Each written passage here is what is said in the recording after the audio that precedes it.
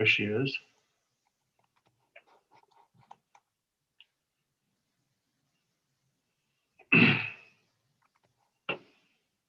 Well, Alicia, are you good to go?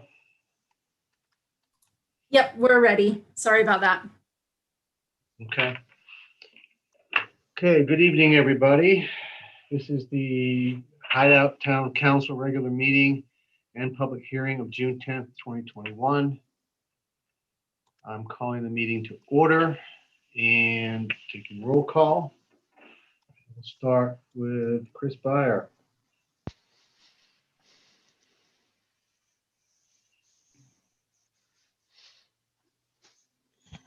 Hello, Chris.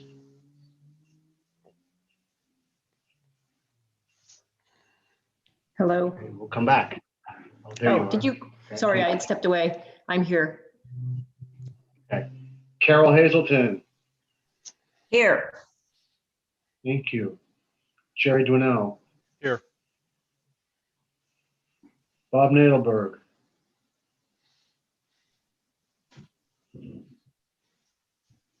Bob, you seem to be on according to the list, but I'm not seeing a voice link, only a video link for you. Oh, it's connecting. Okay, I'll come back to you, Bob. Ralph Severini. I'm here.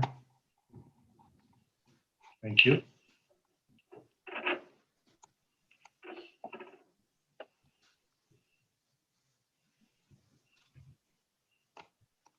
All right, Bob, you're having a tough time on the connect.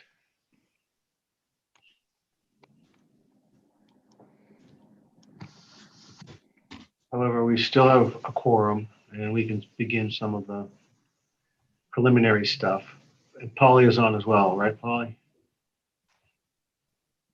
Yep, I'm here. Yep. Okay, good. So while Bob's getting hooked on, I want to make a couple comments before we get into the actual agenda tonight. So, unscripted comments or agended comments. But first of all, I want to thank the 4 current council members who are up for re-election for their willingness to come forward and contend for another term. We really appreciate all you do for the town, and I'm personally grateful for the fact that you've all chosen to try and run again. So I appreciate that. I also want to remind residents that whether you're full or part-time, if you have an interest in participating in the municipal operations of the town, either as a member of the planning commission or a member of council or as mayor even at some point, we want to know that. Even if you haven't lived here a year yet, if Hideout is your full-time residence or you plan to be a full-time residence, let us know because life happens. Several of the members of both the Planning Commission and the Town Council are in roles that were vacated during my term in the last 3.5 years due to changes in people's lives where they had to separate. You know, 2 counselors moved out of Hideout, for example. Another one resigned. So if you've got an interest, let us know. So should a vacancy occur in the future, we can reach out to you and make you aware of it, and you can decide if you're interested in pursuing it. So that would be, that's a good thing. We'd appreciate that. The third thing I wanted to mention is that there's an important referendum underway where you have an opportunity to vote on the proposed annexation of the Silver Meadow subdivision. If you are a full-time resident, tomorrow, I believe tomorrow, Alicia, you may have to correct me, but I believe tomorrow is the last day you have to register to vote. If you have not yet registered to vote, and you are a full-time resident. So if you want to do that, we encourage everyone who is a resident to vote. Reach out to Alicia or any of the staff tomorrow, and we'll help you figure out how to get registered and get you some sort of ballot. So thanks for that. Sorry to jump in there with some unscripted stuff. Bob, you're still not coming through. Maybe if you're hearing us, maybe you should click out and try and reconnecting. And I'm gonna ask him to do that just in case he's not aware of the problems he's having.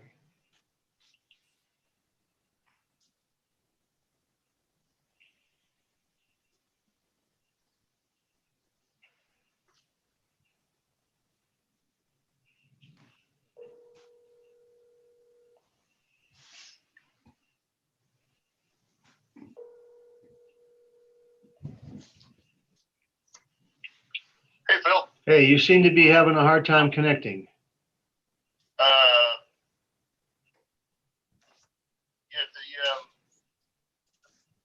Yeah, I'm trying to do this on my phone. So I would suggest you close the application and retry. Okay, Because All right, let me, it's showing you trying, but it's not connecting video or audio. all right, interesting. Hey, have you started the meeting yet? I thought it Yes. starts later. No, start to 6. Okay, it says 6:45 on the town website, just so you know. All right, let me close that and then start again. I can't believe that it says 6:45 on the town website. I swear to God, unless I misread it, but here. The earlier we had one that started 6:45 last month, but that's last month. All right, maybe I'm on the wrong one. All right, hang on, let me try. Thanks. All right, bye.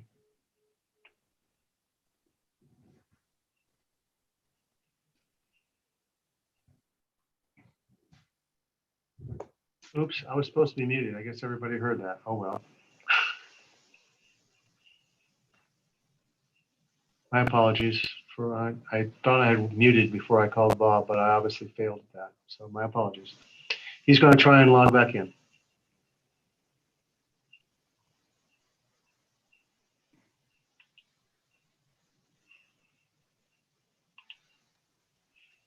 I did just look at the public notice website and it is noticed for 6 PM. Yeah.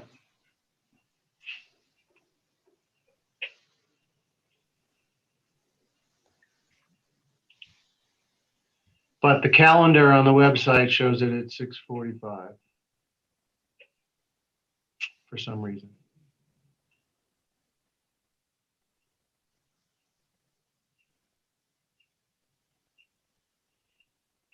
So we'll get that fixed. I'm not sure why it's doing that, but it is.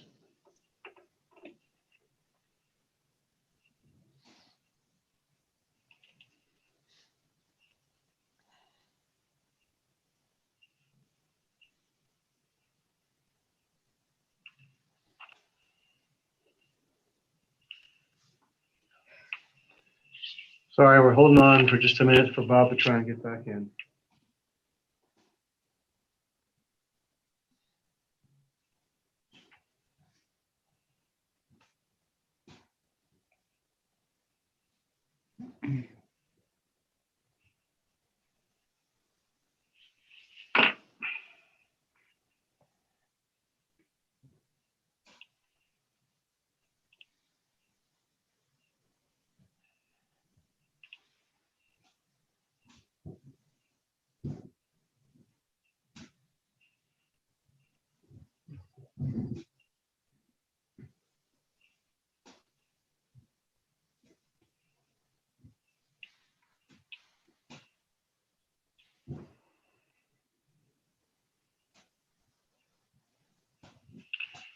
I hate to hold everybody up.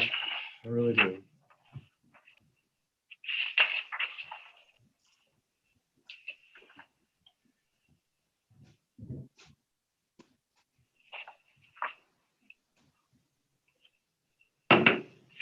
Mayor, this is Chris. Since we have a quorum, can we just proceed?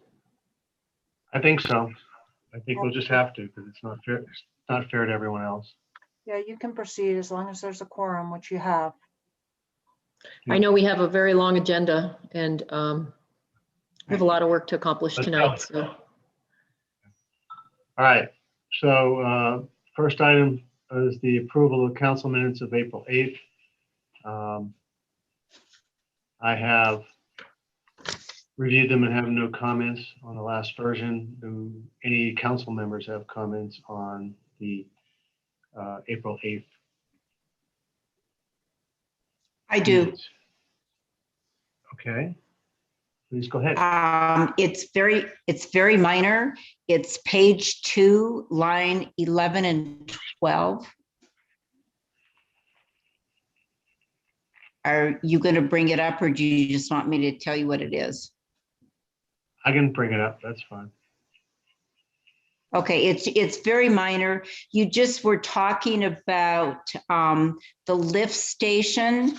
And I just wondered, because we have been talking at various times about a possible lift in the annexation area, I wonder if maybe you should put sewer in front of the word lift. So you're talking not on page 2. Oh, This is page 2. okay. Page 3. No, it's in the minutes. Is that the these are the minutes. minutes? Okay. Yeah, those are the It's minutes. right up near the beginning, so go back to the beginning. Where did I see it? It was line 11 and 12, Probably on page 3. maybe. Yeah, move down there. Yes. Yes. Okay, Yeah. sorry. Okay, Thanks, Carol. I'll make that change. okay. And it's on both line 11 and 12. Bob says he's in or trying to get in. He's in. I think, Bob, you're set now. There Yeah, you hi, are. guys. Thank you. Yeah, don't know what happened right there, but I am in the meeting. I don't know if you can see me, but here I am. Yep. Yeah, we can see you. Okay. We got you. Thank you. Well, enough of me. All right. All right. Thank you, Carol. Any other comments on, it's a good thought, Carol, because don't want people to get confused between the sewer lift station and the proposed potential possible chairlift. So thank you for that. Okay. All right. Any other comments on the minutes? None from me. Nope. Other than what I already submitted that's incorporated in this version, no. So given that, then I would need a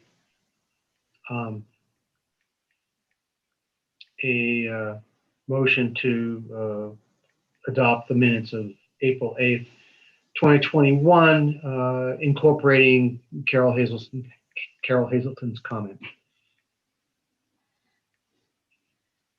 So I moved. so move. Okay, thank you, Bob. Second, I'll second. thank you. Jerry, Yes. Ralph? Yes. Chris, Yes. Carol, Yes. Bob? Yes. Thank you. April 8th minutes are adopted.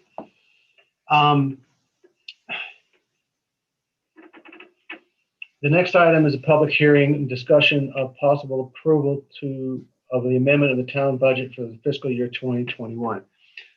In the package that was just sent out contains a copy of the audit report, which is not being discussed tonight. It's intended to be discussed in the June 24th meeting. I apologize that it got in there by mistake. There's a lot of pages of it. You're certainly welcome to read it, but we're not, we will be presenting it with the auditor, with the recommendations for and learnings on the June 24th session. So I apologize for that.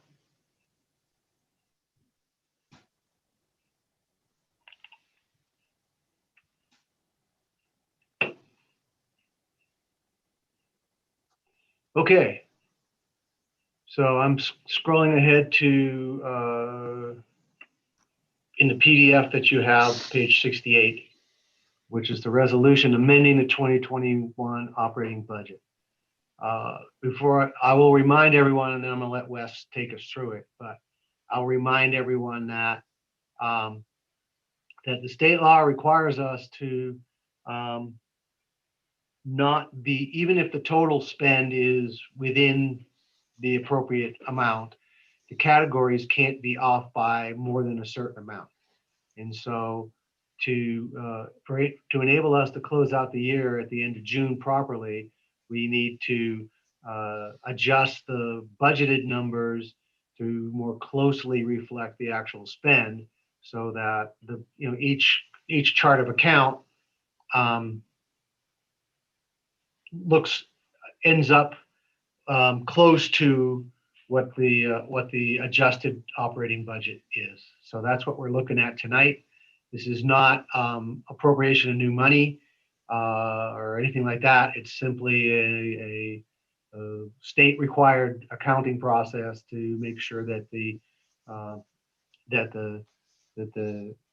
budget lines up with the spend within a certain amount of variance. So Wes, I'll let you take it and tell me what you want me to scroll down to, and I'll take it through. Mayor, can I interject here real quick before that? Yeah.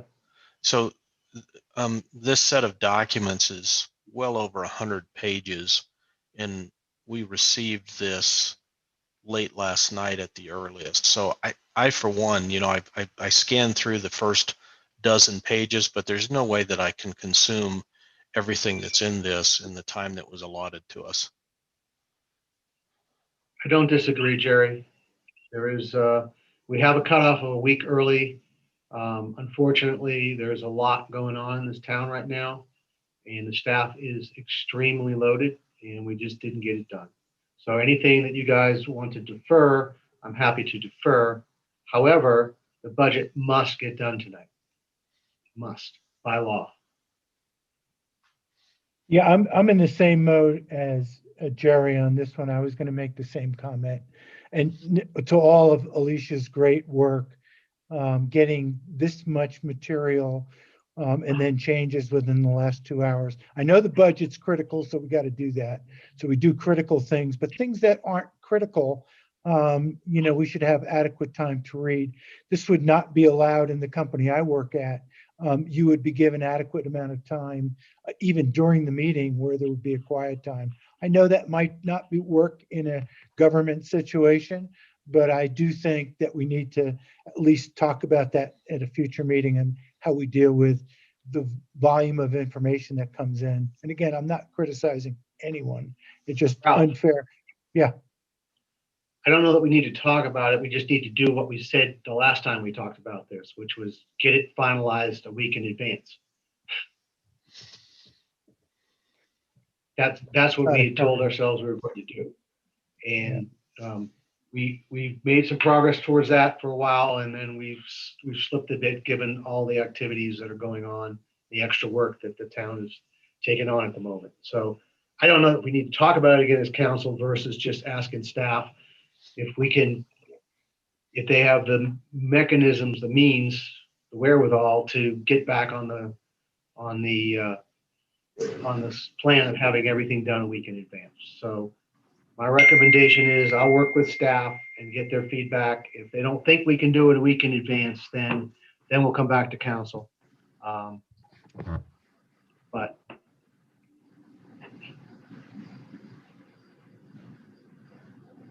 Mayor, I That's don't okay. think it's not the staff in the office. I think it's when they receive the information to get it out to us. So maybe trying to have a deadline at least a week prior to our council meetings so that we have maybe not a week, but at least the weekend prior to our council meeting plus the week since we're all working. Well, Carol, that's the point. That's what we had said. Right. That's what we had said that we were attempting to do. We have a cutoff, like 10 days prior to the council meeting, gives the office staff a chance to put the information together. So what it means is that people who are bringing items Exactly. for the agenda can't just put the agenda item on, they actually have to have the content available as well. Well, I guess maybe we stick to our agreements. So I said, I will review with staff as to whether or not we think we can move back, get ourselves back aligned with that goal. And if we think we have issues, then we'll come back to council. Yeah, I understand that there are things that pop up that don't allow that kind of time, but this June date, I mean, we've known this June date for a long time. So, scheduled stuff, we shouldn't have the problem of the lead time. So, this is the budget items, this budget process that we're talking about right now. This is something we've done each year that I've been mayor, where you amend the current budget just to have the right dollar numbers in the right chart of accounts so that they align more closely with the spend. So there's no new spend here.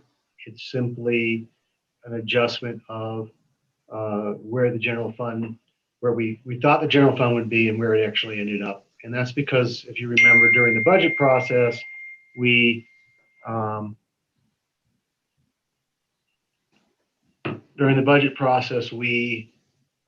made some, projections around COVID, which some were right, some were wrong. The second part of this, which is the budget for 21-22, was reviewed last month, and this is just the revised final version. Again, I think you'll see there's not significant changes. We do have to the end of the month, so as we go through this, if you're struggling with the information, we can set up a separate meeting between now and the end of June to come back and finalize the budget if we can't get it done tonight.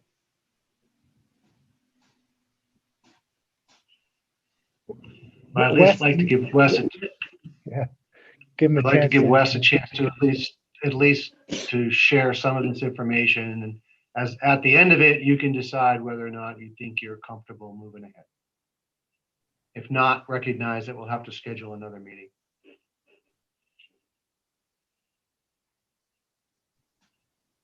Can you hear me now? Yes, sir, we can. Good. Sorry. I was dialed in and it still didn't want to. So as far as the audit, I think the auditor can go through that. Wes, Wes, I understand. We're not doing the. I understand. I'm just briefly responding to the comment. I know there's a lot of information in the audit. That wasn't even necessarily meant to be provided to you, but the auditor will touch upon that at a later meeting. So I'm just going to go over the current year budget resolution to specifically address where we're at in our expenditures and to amend the budget to ensure we meet state compliance and stay within budget. As the mayor has mentioned, departments have to stay within budget. So we could have a department that has a little more spend in it and maybe another department that's significantly under budget, but we still need to amend our budget to address departments in which we've expended more dollars. And so The first item that we have here is essentially the general fund. I'm just going to pull up, give me one moment here. So I've got you on the same screen. So there are a number of different accounts where, you know, we had workman's comp where we booked our insurance, and we also had additional benefits where we were paying employees health coverage that we hadn't originally budgeted. And so with some of the employees, we had to go ahead and do that additional benefit, or chose to partway through the year. And so that's capturing this. You'll notice we have some additional dollars in information technology. But the main things where we're seeing maybe more spending would be in our legal, and then our building inspection and engineering. You know, in particular with building inspection, you can see that I'm increasing the budget approximately $425,000 for building permit revenue. And so our revenues have been substantially higher than what we had originally budgeted. When we budgeted, we anticipated that COVID would impact some of our revenue accounts, including building permits. And so we were very conservative in what we put forward. And being conservative with that, we also assumed that our expenditures would be lower. And so you'll notice that our engineering and building inspection that really ties to the development that's going on in the town is substantially higher. We also had street repairs and maintenance that was higher than what was originally budgeted and anticipated. So those are the changes I'm requesting in the general fund. Those are they could be high. I wanted to ensure that we stayed within budget in the general fund. So some of my estimates here in the different departments, I've gone maybe a little higher just to ensure that we stay within budget. It doesn't mean that our actual expenditures won't come in lower, but as part of the process, I have to have you guys adopt a budget that we stay within. Some of these accounts, we do have more spending already beyond what we had originally budgeted. So anyway, I just wanted to touch upon that. If you'll go to the next. Hang on one second. Sorry, Wes, hang on one second. Also, guys, Okay. recognize that because of the way we've changed building inspection and engineering, it is fee-based up front. And so you see the spend here, but there's also a revenue side to that, which is, you know, offsets the spend. So it's not that it's $120,000 that the town is paying for, or $105,000 in engineering the town is paying for that isn't covered. It's that it's being covered through the fee process, which we converted to this year. So you have to look at both the debits and the credit side to understand the gaps. So if I'm reading this right, you know, we're talking about general fund here, but it looks to me like we're really just talking about the permits as revenue and the expenditures that spend that revenue associated with building stuff. Yeah, and I could have, it's a good point, Jerry. I could have very well gone into all the different fee revenue that the mayor's talking about and provided a credit figure there. But what I was mainly concerned about is the expenditure side of the amendment here, and just ensuring that we stay within budget there. And so, again, these numbers may be a little high, but just wanted to at least touch upon that. Mayor, do you want to move down to the Kovitz Fund. So we do have a Kovitz Fund. When we originally adopted the budget, we didn't have necessarily the knowledge that what we would receive in COVID or the expenditures that would occur within that fund.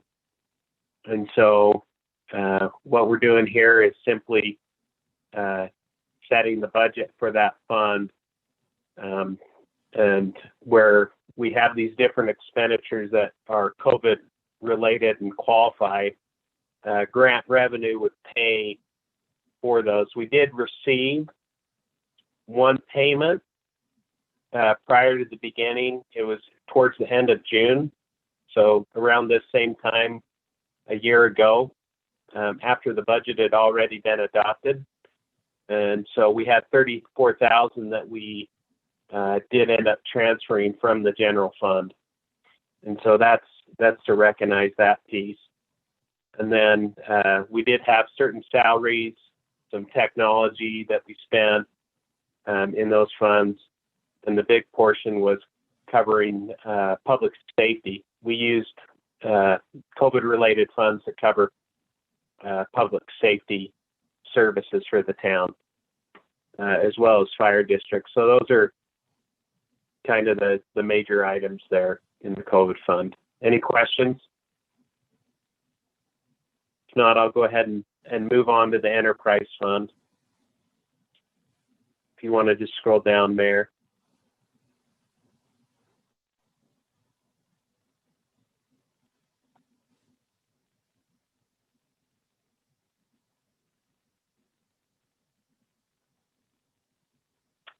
So this is just simply an estimate of depreciation. This part of the transaction, when it really gets to the technicality of it, an auditor won't necessarily require us to budget this. This is just something that I thought, well, why not put an estimate together and go ahead and budget for it. So it's one area that's not necessarily required. It's a non-cash transaction. It's simply depreciation of infrastructure that we already have in place. Any questions on the amendment?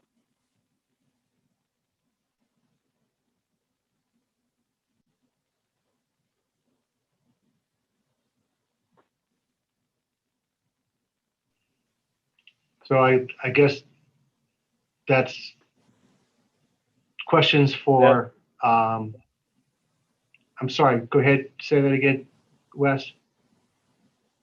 Yeah, that's the extent of the amendment. Again, Right. most of it is really just addressing the general fund.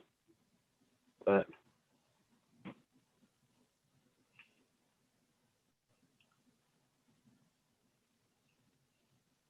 So questions for Wes from council?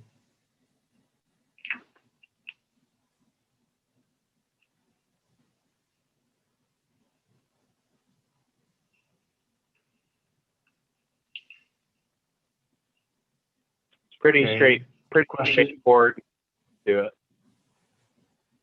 A question from me, the council. Are you comfortable with the proposal enough to want to vote on it, or do you want to defer?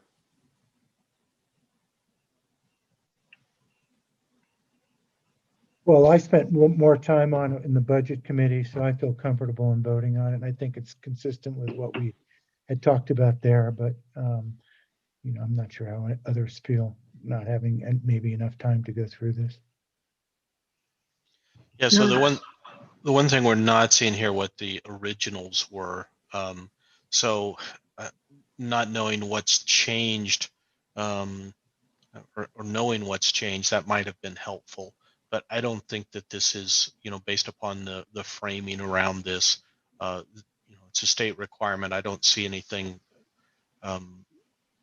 offhand that looks out of the ordinary here. Most of it is regarding the building permit fees and how that's distributed, how that revenue is spent or budgeted to be spent. Well, and council, if you want to, you can take till the 24th to go ahead and you want to ask questions and ask additional questions to me, and I can respond to those. I will be gone that week, but that would give you a couple weeks if you so choose to go ahead and ask questions and then go ahead and act on it.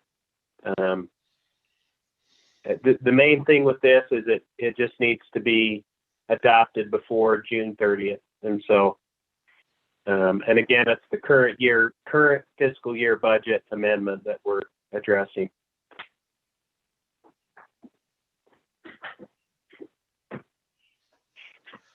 Yeah, I'm I've going to heard that say Jerry's that- okay. I've heard that Ralph is Yep. okay. yeah, I'm okay, moving forward. From the presentation, that it seems straightforward. None of these items are a surprise. Thank you, Chris. Bob, how do you feel? You okay?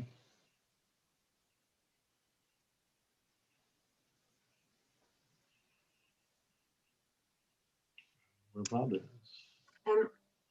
Mayor, did you open the public hearing? I'm sorry, I kind of, No, I haven't done that yet, but I'm just trying to Okay. get through these guys first. If they're going to defer it, then we'll still do the public hearing portion, but I just want to. Carol, thoughts? I'm okay with it. Just in the future, I'd like to see a column of what was originally budgeted as to the changes. That's all, but I'm okay with it. And I think All right. I think what I'd like to do is maybe provide council with a staff report in the future. I'll work on providing you a staff report. It won't necessarily tell you what the original was, but it gives you more detail on the specific line items and why they're changing and kind of the detail behind it. So my apologies again. I'll work on trying to give you guys more time to act on this. I apologize for that, but anyway. I'm with Carol. I mean, I don't know that the detail that drove what changed the figures is necessarily important to us, but understanding what the original was versus what the proposed is, I think, is valuable information. And if that's in a staff report because it doesn't belong in the ordinance, I understand that, but that information I think would be helpful going forward. Yeah, Wes, we ought to be able to put the original budget and then show what the new budget is and have a delta column. That or just get up to speed on our monthly financial releases. So, Well, which would Wes, help. I don't know about anybody else, but I'm not going to remember what the numbers were from last month if we reviewed it last month. I want to see it, Okay. in a column next to it. Right. All Two right. columns. I can do that. It's very doable. We adopted a budget in June of last year, and we had dollars bucketed to a number of these chart of accounts, and then through the course of the year, we've both added some chart of accounts and moved some things around, and so that will become visible if we show this the end of the end of May version of the spreadsheet. So we can do that. Good projection. Okay, so this is a public process. I'm going to open the floor for comment. Again, this is not a change in the total spend. It is simply a rebucketing, if you will, of the spends. So those of you on the who would like to make a comment, there's a raise hand feature on your Zoom page if you're on Zoom, and it's *9 if you are just on the phone.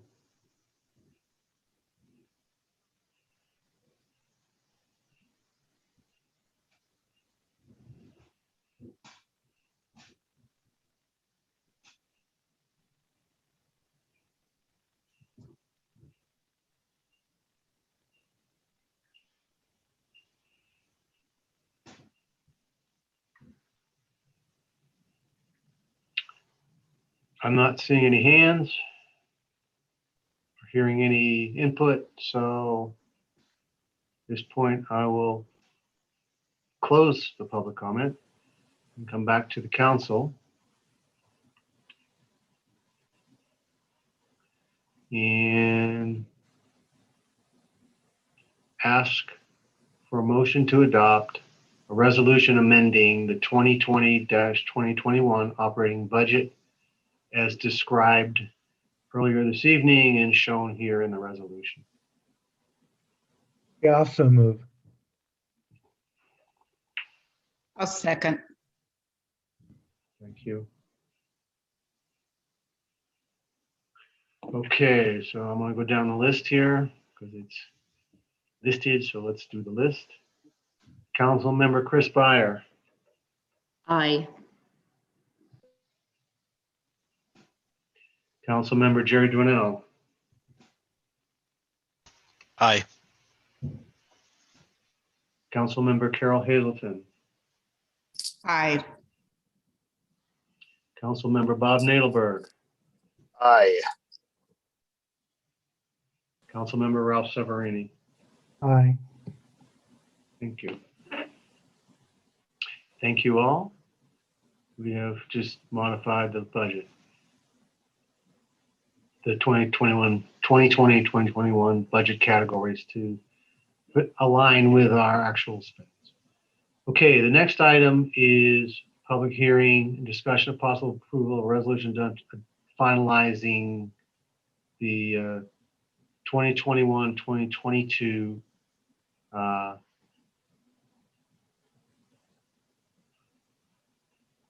fiscal think that's year. supposed to say and- no increase, right? Yeah, I think that's supposed to say no increase as well. Yep. So I'll just briefly talk about this. So with the tentative budget. Hang on, please, Wes. I've got to put a comment in there.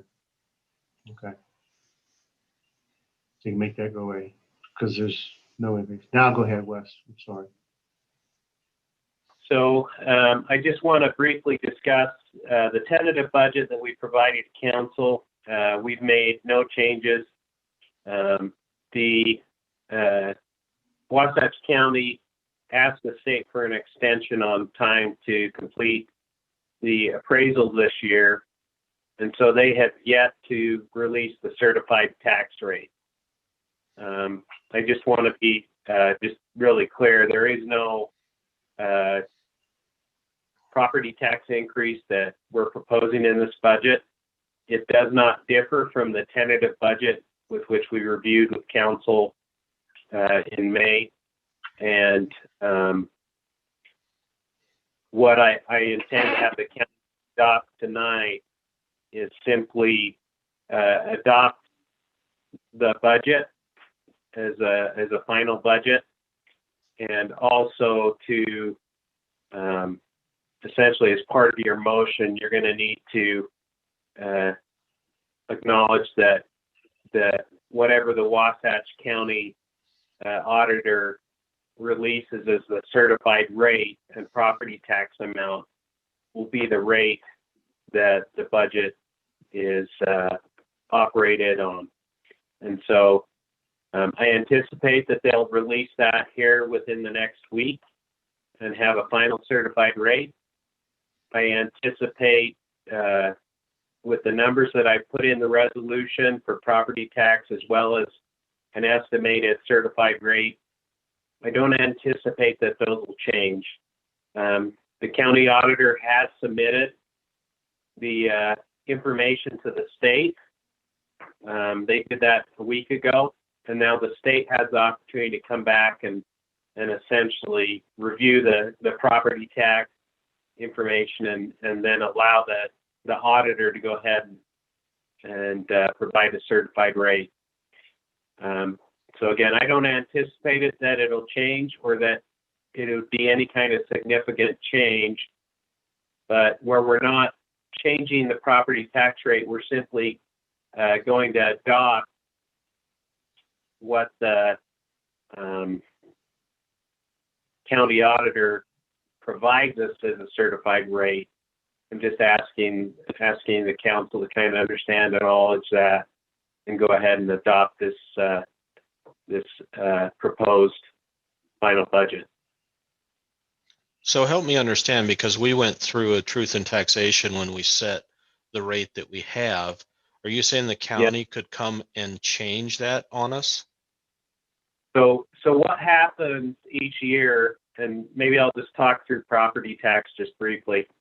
So with your property tax, in order for your property tax dollars to change, you have to have one of two things. You have to have growth within the town, or you have to have action by the council. Okay? Under the scenario, if you have zero growth, let's say Hideout wasn't growing and there was zero growth, your amount of property tax revenue from year to year would remain the same. So property tax values change, and as property tax values go up, the certified rate drops to produce the same amount of property tax revenue. Any questions on? I made some amendments to your resolution, and I apologize because I thought it was coming from, I didn't send it to you, I sent it to Jan. But if you scroll down, Mayor, to section 4, what I did was just authorize so that the town can move forward tonight without knowing, is just that we authorize I don't know if the town administrator or if it should be you, Wes, to compute and file the taxes certified rate. And then actually that last line needs to be amended to say, this resolution hereby adopts a certified property tax rate for calendar year 2021, because property taxes are done on a calendar year. Holly, this came from me, not Wes. So Wes is different, and I apologize that this red line version got in. We somehow at the last second didn't get the amended one in. So I think I would probably go in and enter that certified rate. But what I intend to enter is simply what the county certifies as the rate. So they'll come back and they'll have increased values in the county most likely. They'll provide you a new growth number, so you'll get some property tax dollars that you're entitled to without going through the truth in taxation process, but only specific to growth. And then the certified rate most likely will drop some from what it was last year because property tax values have increased. So Wes, would a better terminology be equivalent tax rate? Because we're actually keeping the taxes the same, but the rate can vary depending upon the net value of the town. So the county auditor, we really need to stick to what the county auditor's certified rate is, because we can't necessarily have an equivalent of what it was last year.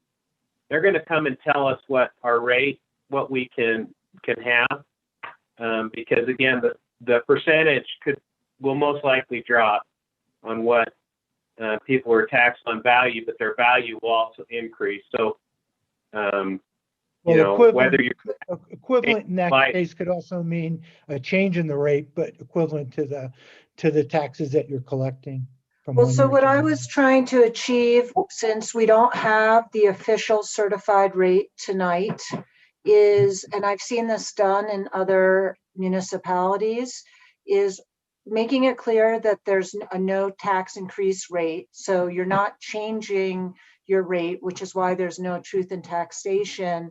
And then it's giving, the council is giving the authority to whether it should be the town clerk, the town administrator, to Wes. I changed it to the treasurer. Yep, town treasurer to compute and file that amount once we have it. So that way you're abiding by the state law, but you're delegating that to him once you have the number. And I've seen that done in other places. And I changed And I'll- fiscal year to calendar. Yeah,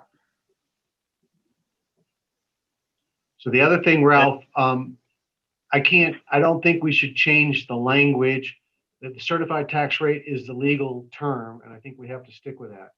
We can't say equivalent tax rate. I wasn't talking about that. I was talking about the one in the quotes, a no tax increase rate. So if those are standard words, I'd say stick with the standard. And to me, in my mind, that's an equivalent tax rate when you're then you're potentially changing the rate at any time based upon the revaluation of the town. Or maybe we say the town is not initiating a tax increase. And I've read through this wording. I think, Polly, I think this works. As long as everyone understands that certified rate, property rate, is going to be the county auditor's certified rate, proposed certified rate. So I think we're on the same page. Well, if you and Polly are happy with it, I'm happy with it then. How's that? I think Ralph has a point, and I don't know if our intent is to inform the public that the town is not initiating any tax increase. That doesn't appear to be listed in this. Maybe it doesn't need to be, shouldn't be. But if we're communicating to our citizenry that the town's not initiating a tax increase, then that's not what this says. Yeah, well, theoretically, if the values of the town went down, meaning our property values went down, your tax rate would have to go up if you're collecting the same amount of money. So that was the equivalency I was trying to get at. So whether it goes up or down, it's, the amount of money stays the same. That's what we're trying to get to. But theoretically, there are times, when your rateables go down. yeah, I think we're just all skinning the cat different ways. The language, because certified property tax rate reflects the idea that takes into account the values. That's why I use that terminology. And the reason that I have put in no tax increase rate is basically telling people we're not increasing taxes we're going to collect the same amount next year as we did this year, other than for new growth, which is how we do it in Utah.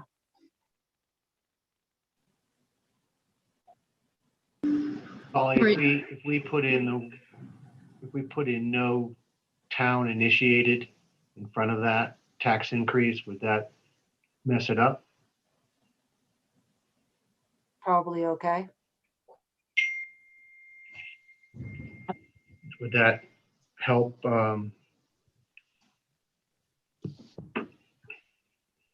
Would that help?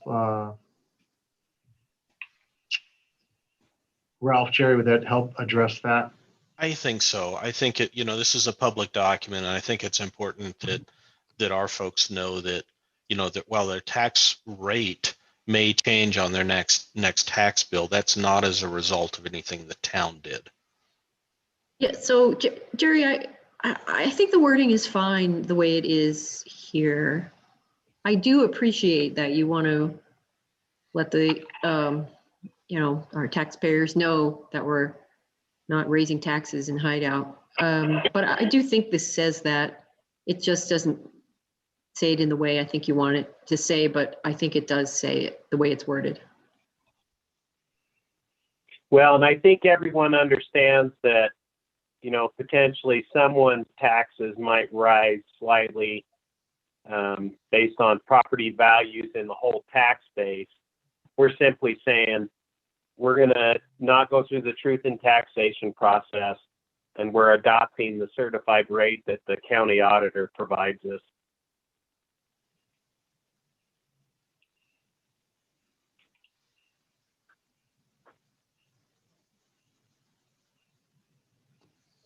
Are you seeing highlighted yellow sections now? Mhm. Yes. Yeah, Jerry, going back to your comment, Jerry, do you think it's important that we perhaps put a announcement on the website or do something to call out that they were not we're not initiating a truth in taxation tax rate or anything like that to try to. Yeah, I was Should just, we put in? I was thinking maybe a whereas. I like that because that, Whereas. yeah, I mean, that makes it known that the town's not initiating. The town council is not doing a truth in taxation. We're not adjusting the tax rate, whatever the right wording is there. And I'm piggybacking on what Ralph was talking about. I think it's a good notion that we want to be clear that, because somebody's going to get their tax bill and they're going to say, my rate, went up or changed, and they said they weren't going to raise our taxes. And I just want to make sure that. Yep. I like the idea of just an additional whereas, and I think that will clarify it, Jerry, and you're right. Especially for anybody who might be new to the area and trying to understand their Wasatch County property tax, bill. And most people don't really look at the decimal sign with 7 numbers after it. They look at their number that they have to pay and compare it to last year if they've been living here, and they say, okay, what happened, Yeah, and why. you're right. I remember on that bill, I'm looking at one of my old ones, there is a truth and taxation meeting, date, time, place listed next to each line item. So there won't be one next to the Hideout town line. Yep. Well, So I think on the whereas statement that we have here, without an increase in the Hideout local tax rate, that would be correct if property values went up.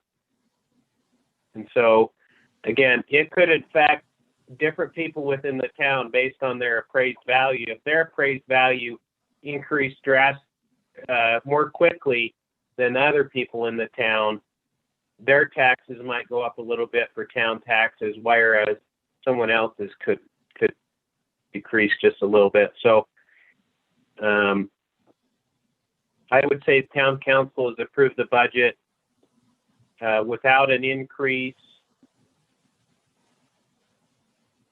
above the approved certified tax rate. Above the county auditor's approved certified tax rate.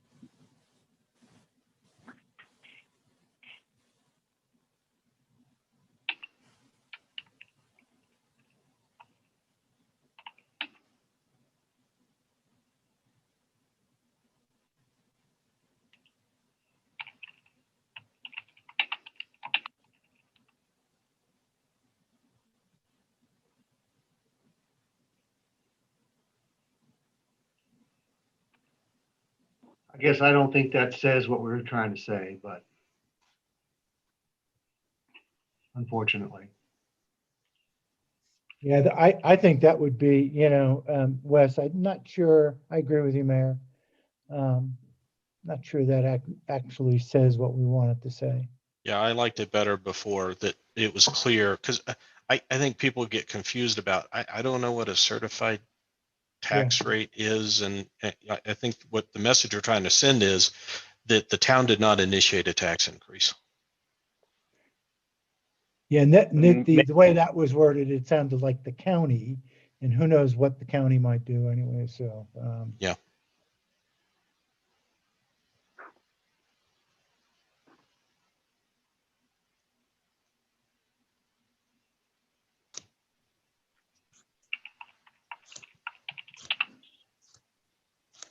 And your wording, Wes, might be better, might be legally more correct, but I think it's less understandable in the context of what we're trying to do here. And when it comes down to it, unless we engage in the truth and taxation process, the amount that the town is legally able to tax will be the county auditor's certified rate. And without going in the truth and taxation process, it doesn't change. So I can work with this. Yeah, and I'm only think we get the wording right now, so next year, we don't have to repeat this arduous process. Or we still the words that were, we take the same, we take this Yeah. wording that's acceptable. Assuming we don't Yeah, adopt the assuming we don't raise the taxation next year. taxes, right, Yeah. exactly. I'll have to come up with some new wording.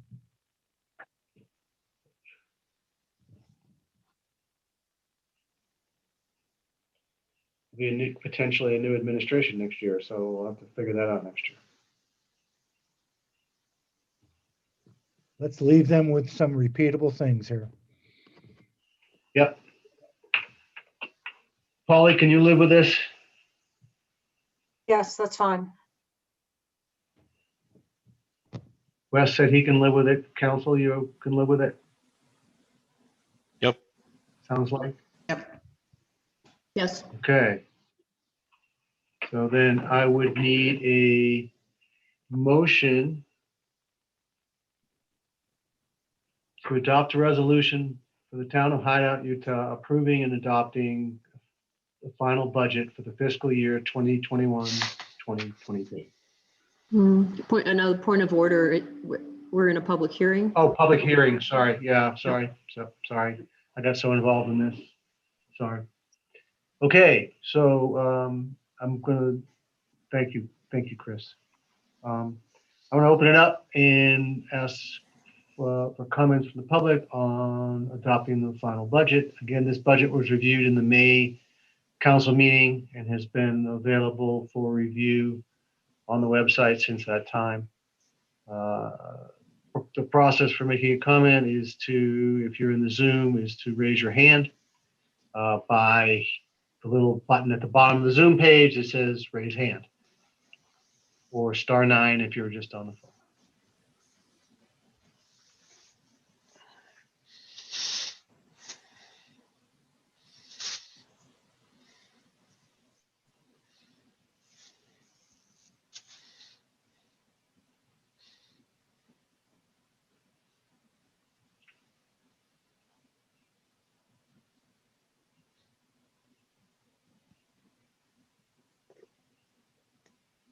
I'm not seeing any hands.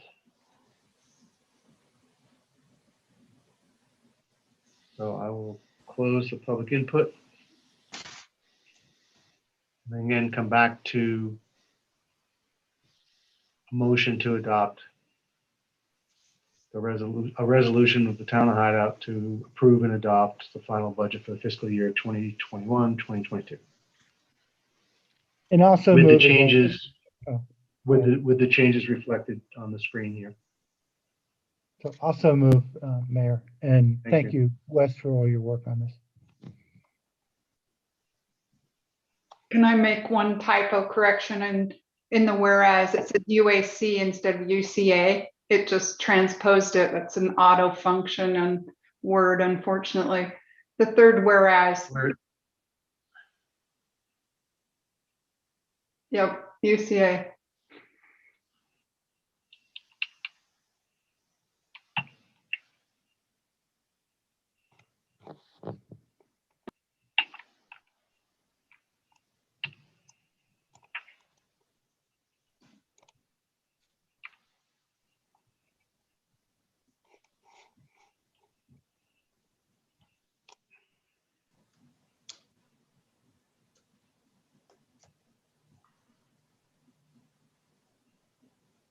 Which stands for? Utah Code Annotated. Thank you.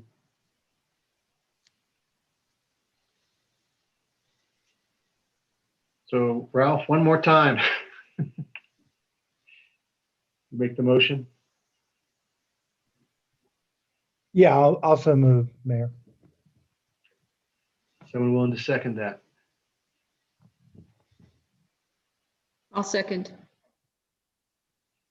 that Chris? Yes. Okay. That's interesting. I don't have to get the yeas and the nays on everybody here that way, but we'll do it the other way. So, Carol, Yes. Jerry, Yes. Bob, Yes. thank you. Ralph, Yes. Chris, Yes. thank you. Very nicely done, folks. Thank you. Alicia, I will save this and send it back to you.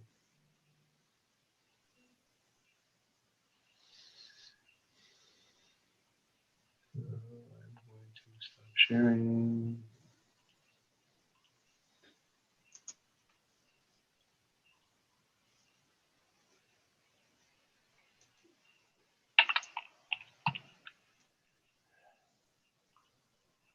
Okay. Jan and or Wes, are we going to talk about the fraud risk assessment? Or are we deferring that? I thought we decided we were deferring that. Let's defer. Okay. Yeah, as long as we can complete it before the end of the month, that's fine. Okay. Then we're going to continue that public hearing until a date certain of June 24th.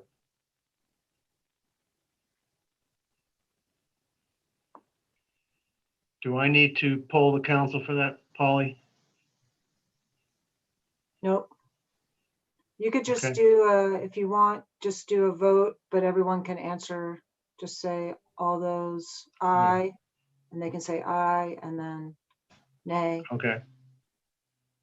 to Okay. continue it to June All 24th. right. So all council, all in favor to continue the fraud risk assessment to June 24th, say aye. Aye. Aye. Aye. Nays? Okay, we'll continue to June 24th. Thank you.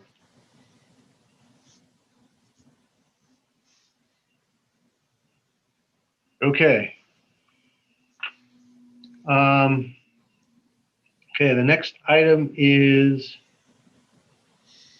I'm just noting the fraud risk continued. Okay, next item is public input. So, Mayor, do you want to share again? sure, I can do that.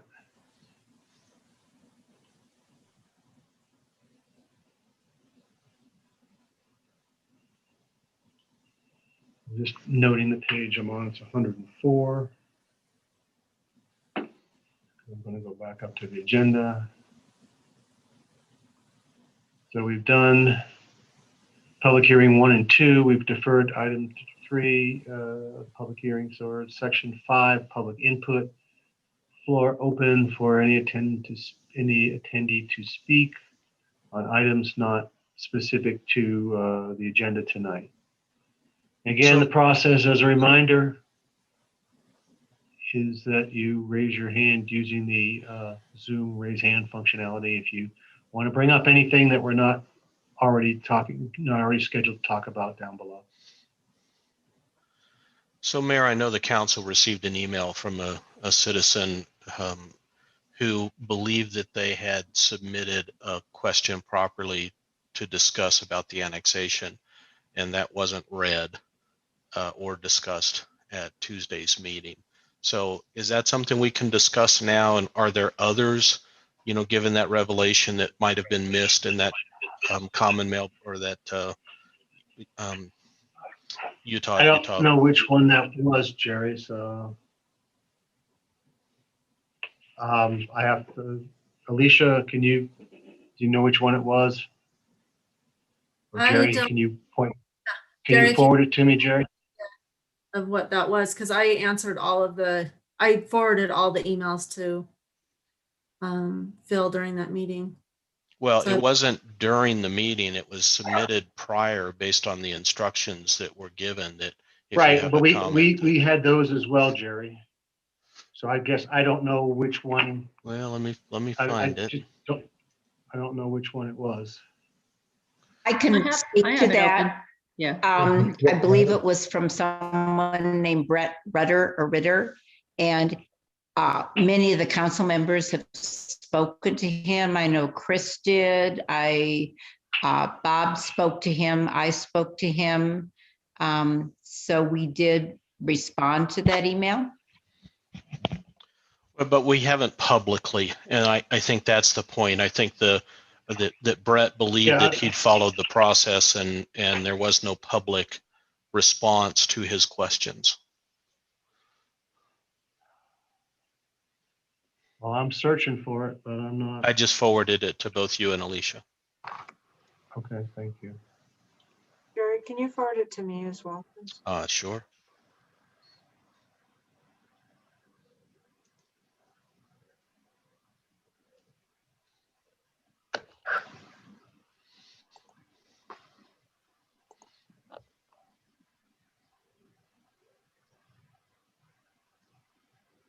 Okay, I can certainly,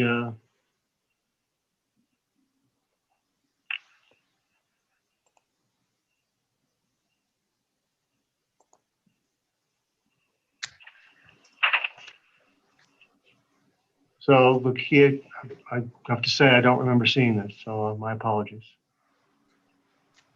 Mr. Ritter asked a number of questions. The first one being, I'll share this with all of you. So You know what I would suggest, Mayor?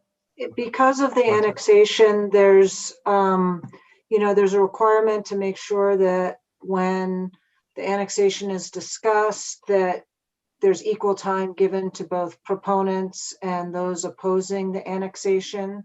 So how I suggest we deal with this is that we put the question on the website, and we have a response from both the town and the sponsors of the referendum, so that both can have the opportunity, even if it's very long email, so I haven't really absorbed what exactly he's asking. Okay.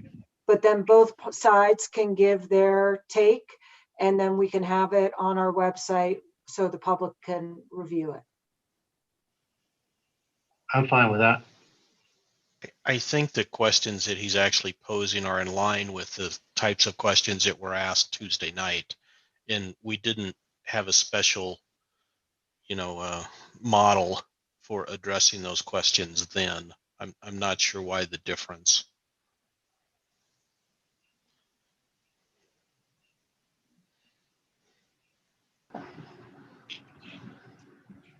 I have to defer to Paul. The difference between tonight and on Tuesday night? Is that what you're referring Well, to? I'm saying that the style of the question is the same as what was being fielded on Tuesday night, and this email got missed. And I think it deserves a public answer the same way that it would have if it had been not missed on Tuesday night. Right, so I'm suggesting that we still do it publicly, but that we give, because my understanding, on Tuesday night we had, well, of course we had the council and there are some sponsors. I'm just seeing a note here. I mean, we could address it tonight since we do have some sponsors from the referendum who are on the call, if they're comfortable kind of responding. I guess I was just trying to give everyone the opportunity to read through it and give a considered response. But of course, if you want to do it at this meeting, because we do have sponsors available and we can give them equal time, then I think it is appropriate. Yeah, I'm fine with that. I don't recall us giving that same consideration to sponsors Tuesday night, though. Yes. There were sponsors on there who were on the Zoom and had the option to, in fact, speak up. Okay, the fact that none did, I suppose is fine. We have the same condition tonight, I suppose, that there are sponsors on the call that could speak up if they so chose. Right. I think Rachel and Brian Cooper represented the sponsors at that point at the meeting. And they aren't not on the call tonight, or maybe they are, I don't know. but they- We are on the call are. tonight. I couldn't raise my Oh. hand, but yes, both Rachel and I are on. So we can act as sponsors tonight. Oh, great, great. Yeah, I see it. Sorry, I missed you there, Brian. We're just invisible, Ralph. Don't we all wish that sometimes? Jerry, would you, if you haven't already, could you please forward them the comment as well? I don't have email addresses for them. I do. Okay. I do. I can take care of it. If I can shrink this down so I can forward this. I was going to put it on the screen so everybody could see it, but That works too. That might be easier there. I've sent it to you already, Brian, but I will also put it on the screen.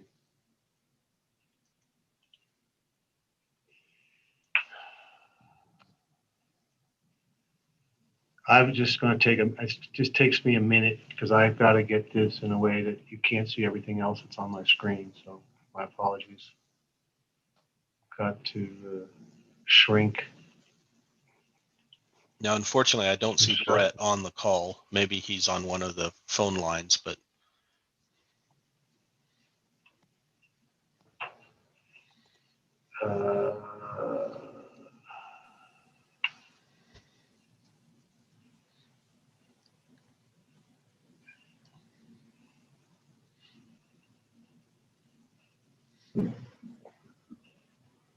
Alicia, maybe we can take a note of the timestamp so, you know, we can respond to Brett and say in the recording timestamp, such and such, it was addressed.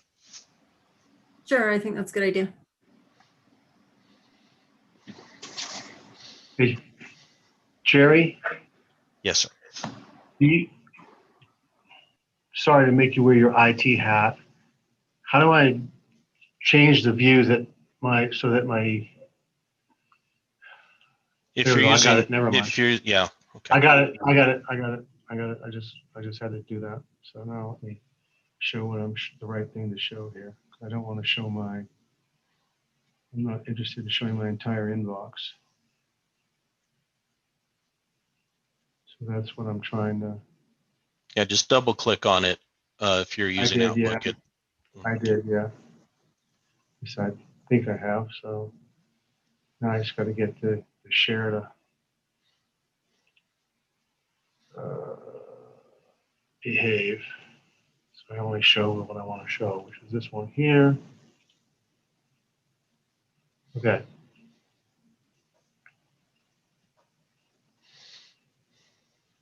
So again, apologies to Mr. Rutter. So the first comment here is the risk associated by having other commercial spaces in the area, you know, in competition to what's being proposed. For the example, a small grocery store is proposed at the intersection of 248, and there's a restaurant at Black Rock Mountain Resort. So my perspective of that is that those two facilities will not suffice to meet the needs of 15,000 additional units that are being built over the next however many years. And more will be needed than just those facilities. And there's also no space in that corridor beyond that little space there to put anything else in either.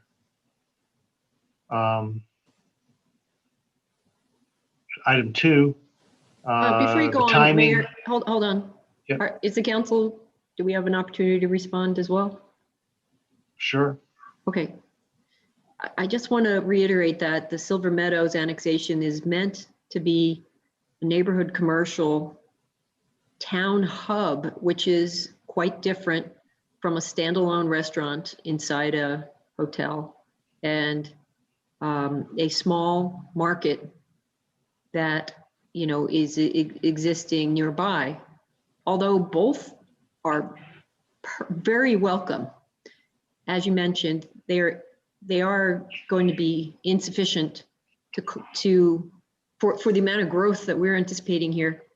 And they also don't fulfill what we're going after with this annexation, which is to have a true town center, walkable shops, a place to park, the ability to jump on transit, to go into Park City without driving your car, things that are, looking to the future and not just, addressing a one-off immediate need. We're looking to provide a real town center.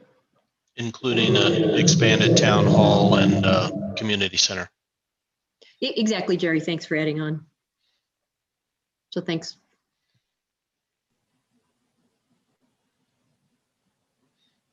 Thanks, guys. Those are all good comments.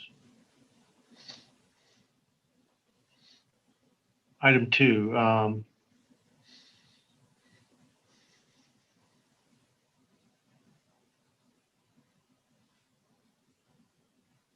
Expectations about Jordan Area residential construction timing of completion by development, not just silver metal.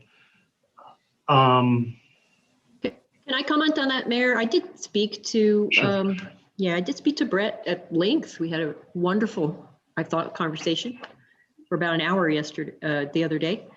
That was yesterday. And his questions were actually, some of them were meant to be to inquire into the assumptions of the financial studies and to kind of, probe a little more deeper into the, the reasoning behind the numbers that were presented. So I think the expectation about timing and completion of development was meant to test, the assumptions in those studies and to try to ensure that that they had thought about, various scenarios of timing. That's what I think the spirit of the question is. And I think we as council thought about that as well, and that's why we did some work to sort of allow the commercial to scale with the residential. Well, not just allow, but require, that stepped model. Yeah. That's part of it. The other part is that, absolutely everything is subject to, the economy, and the authorized units may get built quickly or not at all. But to me, that just suggests that the work we did is around requiring those steps allows us to temper the growth of the commercial space in a way that we don't end up with a bunch of empty buildings before and completion of buildings before there's actually demand for the services.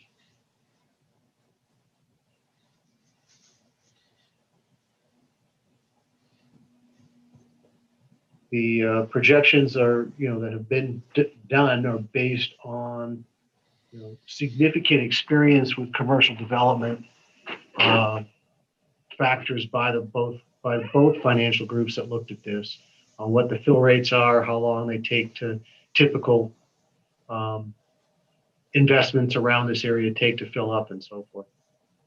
So the base numbers that were shared were based on real experiential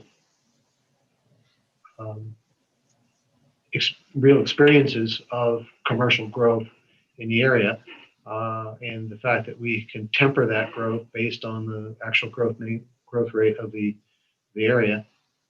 At some point there will be built the units that have been approved.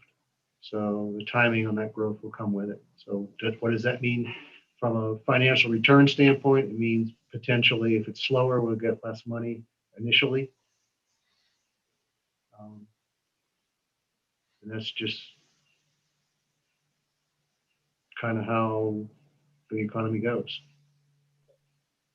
And Mayor, this is Brian and Rachel. I'd like to add a comment that from one of the main reasons we co-sponsored the referendum was to get this kind of information, right?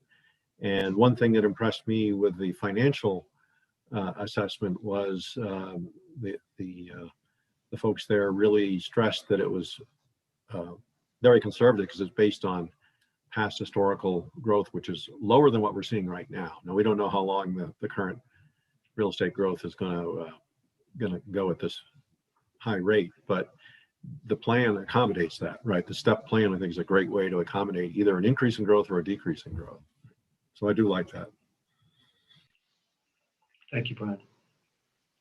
And I remember asking a question during the feasibility, the economic piece. And this was to some extent, combined with COVID, the pandemic, and the reduction in retail space, and the fact that there was a lot of exiting of that. So I think some of that was factored in. But nationally, even before the pandemic, if you looked at the national commercial growth rate, it was down simply because there was more online shopping in general, even before that. So I think some of those were taken into account because those were exactly my questions. Like, well, the country's seeing a turn, so I think they factored that in.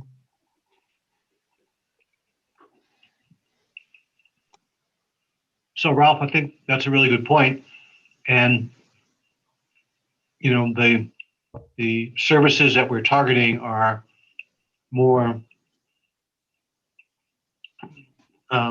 traditional brick and mortar kind of services, personal care, dry cleaning,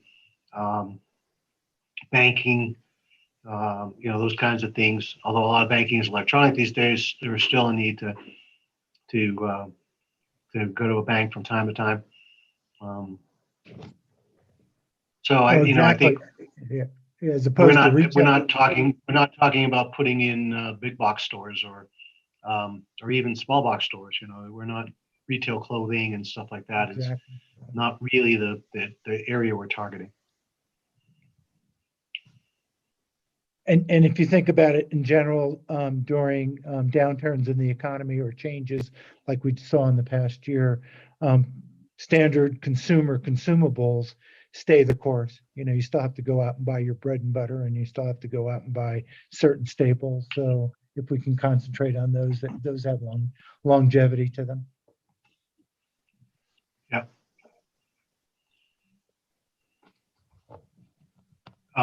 The expectation that many in the surrounding areas inside of Hideout will boycott, that's an assumption.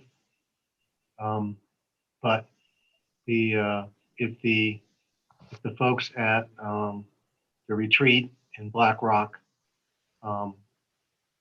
boycott, it just will be a little slower pickup. But there are quite a few more homes than just those homes there that will be utilizing the space over time. So I think as a percentage of the 15,000 units, it's a fairly small percentage of folks that choose to boycott.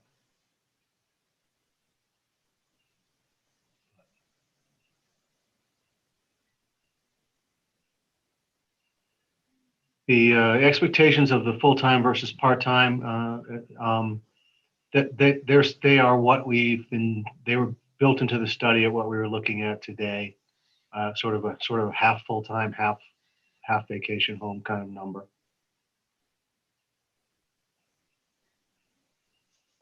Does the study take into account cost of repairs and maintenance? There are cost numbers in the study for most of those assets. I don't have them in front of me, but they were on a line item there. The litigation and lawsuits are being addressed through our annexation MDA that we have with Nate Brockbank and that group.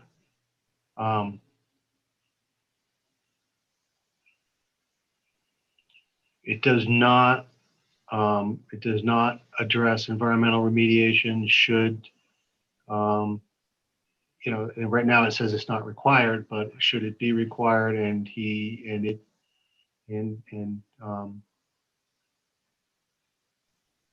you know, from a worst case scenario, no, we did not have that built in. I'd like to comment on that one. Oh, sorry. Go ahead, Ralph. Yep. Or whoever was going to speak. No, I was just going to say, we did actually extend, I think, the time frame for which he was responsible. And there were a couple of additional areas that we included in the MDA exactly on this topic, because I had the same concern. So that's all I'll say. Chris, what were you going to say? Yeah, as I recall, in October, the AMDA, we were able to get the developer to agree to a number of things that we as a town haven't yet adopted. One of them would be a soils ordinance. We got them to agree to that. Should we adopt a soils ordinance, that they would abide by that, because it would be something that was adopted after the code as of the date of the AMDA, as well as dark skies ordinance, which hopefully we'll get to tonight, and also the post plan and any changes to that might impact their project. They agreed to abide by. So I just want to remind everyone that that soils ordinance clause is in that agreement. Good point, Chris. I'd forgotten about that. Good point.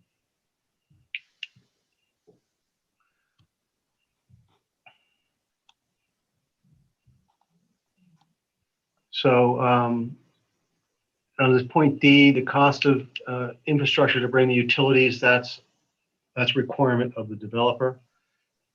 And then the maintenance of that infrastructure is built into the costing, just as the maintenance of our existing town infrastructure is built into the costing of those utilities, so that we can do the repairs and maintenance to keep the infrastructure healthy.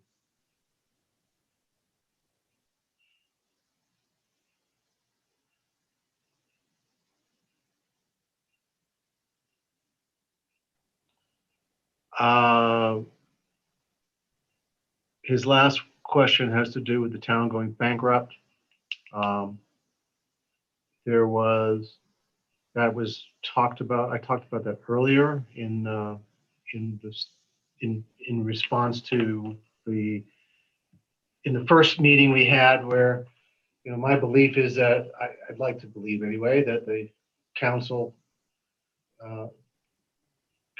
municipal leadership, whoever that is in the future, is fiscally responsible enough to recognize and put together a budget and potentially take on a truth in taxation activity, should either, you know, in order to ensure that the town has the resources to maintain its basic infrastructure. You know, in the case of a scorched earth scenario, we have not done that math. So if this entire area goes in the tank because we become 150, 110 degrees every day and there's no winter activity due to environmental changes or whatever, we have not thought about that, to be honest. And I think it would be whatever, if something like that were to happen, it would certainly be greater than just this annexation that's impacted. It would be a significant regional crisis. Yeah, I think it's fair to say that nothing in the annexation affects how the town operates. You know, if the financial impact studies, both of them indicated positive cash flow to the town. So under all of the scenarios that they proposed. So I don't see that the annexation is a drain on the town's resources in any of those cases. So I'm with you, Mayor. I don't see a scenario that would cause the town to be fiscally drained because we move forward with the annexation.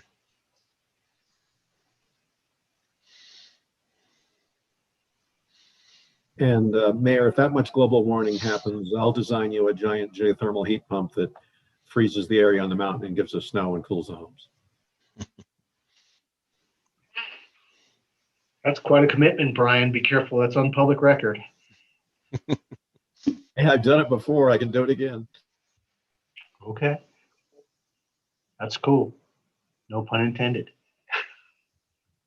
I just need to scale it Okay. up a factor of 1 million. Yeah. Yeah. That's assuming there's actually water in the ground that you can geothermal from. But yeah. Okay. So thanks for bringing that up. Jerry, I'm sorry we missed that.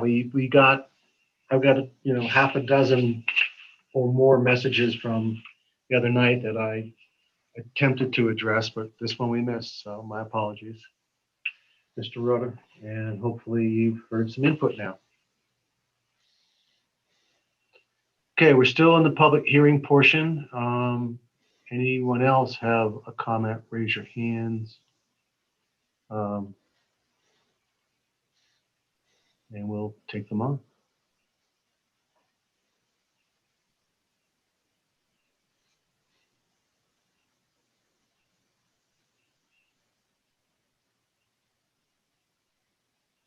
Okay, no other hands. I'll close public input and we'll move on to the agenda. Agenda 1 is deferred. The Heber Valley Animal Services, which has begun working with the town of Hideout for animal control. Their chairperson is unfortunately had a change of schedule this evening and will come and talk about their services to us in the July meeting.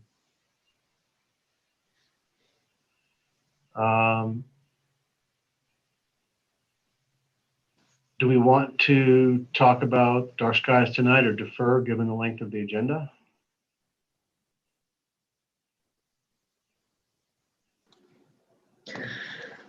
Well, we've had the dark skies ordinance now for 2 meetings. I don't know if everybody's had a chance to look at it. I know I did get an opportunity to work through it with Thomas and Bruce, who did a fantastic job on it. So I'm pretty comfortable with it. I don't know how the rest of the council feels. Yeah, last time we talked about this, I mentioned that I wanted to see what the impact of the implementation of this would be to the town and its residents. And I'm not sure I've seen that yet. So I don't want to enact something that's going to put undue burden on our residents or unknown burden because we haven't even assessed it at this point. So, I'm not. I misunderstood, Jerry, because I thought the goal was to ensure that all the residents were aware of this potential ordinance and had a chance to comment.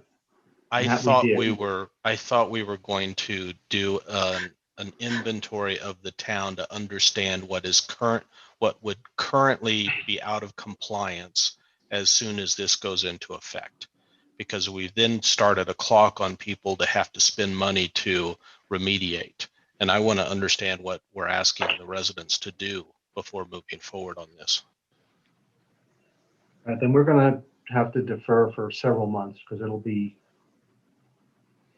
take us quite a while to get that inventory done. But we can do that if that's how the council feels. Yeah, if I'm in the minority on that, that's fine. But that's my present thought.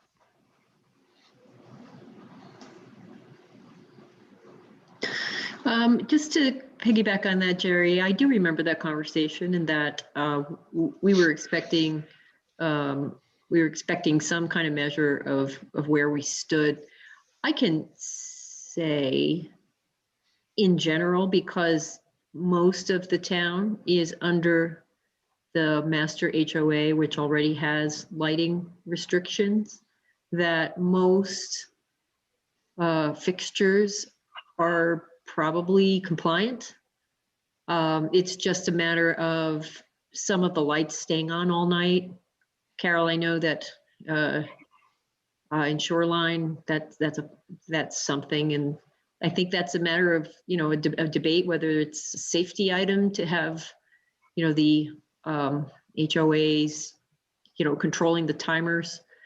So that seems to be the, some of the impacts we could anticipate.